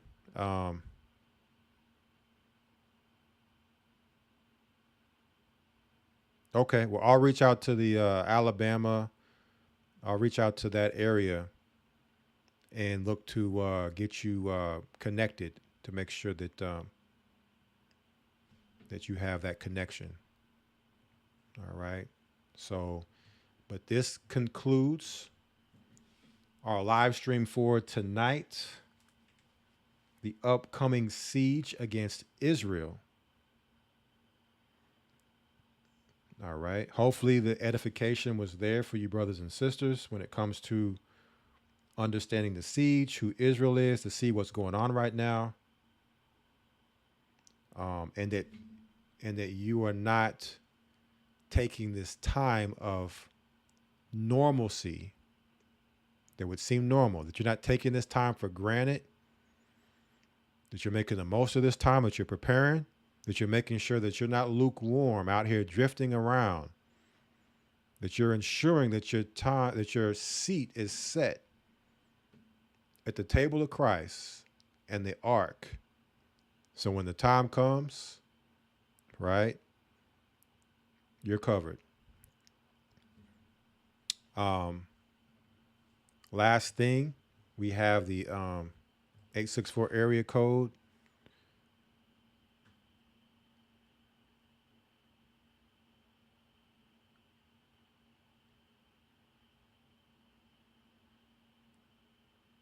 Oh, somebody had the answer to the question. Yeah, I was looking for some answers here. Here we have an answer. Staying focused, making sure my house is in order, continually growing spiritually, listening to what is brought forth from leadership. Just a few things amongst other things, just keeping short and simple for time's sake. Yes, absolutely. Yes, focus, diligence, right? Being vigilant, making your election sure, not taking this time for granted. Take this time and utilize it wisely to continue to prepare and build yourself, right? Following the Most High's will, staying under leadership for guidance, not straying out into the world and getting lost in the world. Okay. And being comfortable with that. All right. But I hope you brothers and sisters, that your Sabbath is well and good. Again, we will be traveling, so this coming Friday more than likely will not be a broadcast. Also, the Root of David Fitness store is closed for now until maybe midweek. Next week it may open up. We will be back the following week, and so orders will go out at that time. So if you place an order next week, should we open the store, understand the orders will not go out to the following week when we get back. All right. But want to say appreciate again all the support for our church, for the leadership, for being here on this live stream. You brothers and sisters make it to where the obligation, right, the responsibility to be here week in and week out, where we do whatever we can to be here, even if it's in a time where it's not a lot of time. We make some time to be here for you all. With that, I want to say a higher bless and a higher speed. Shabbat Shalom.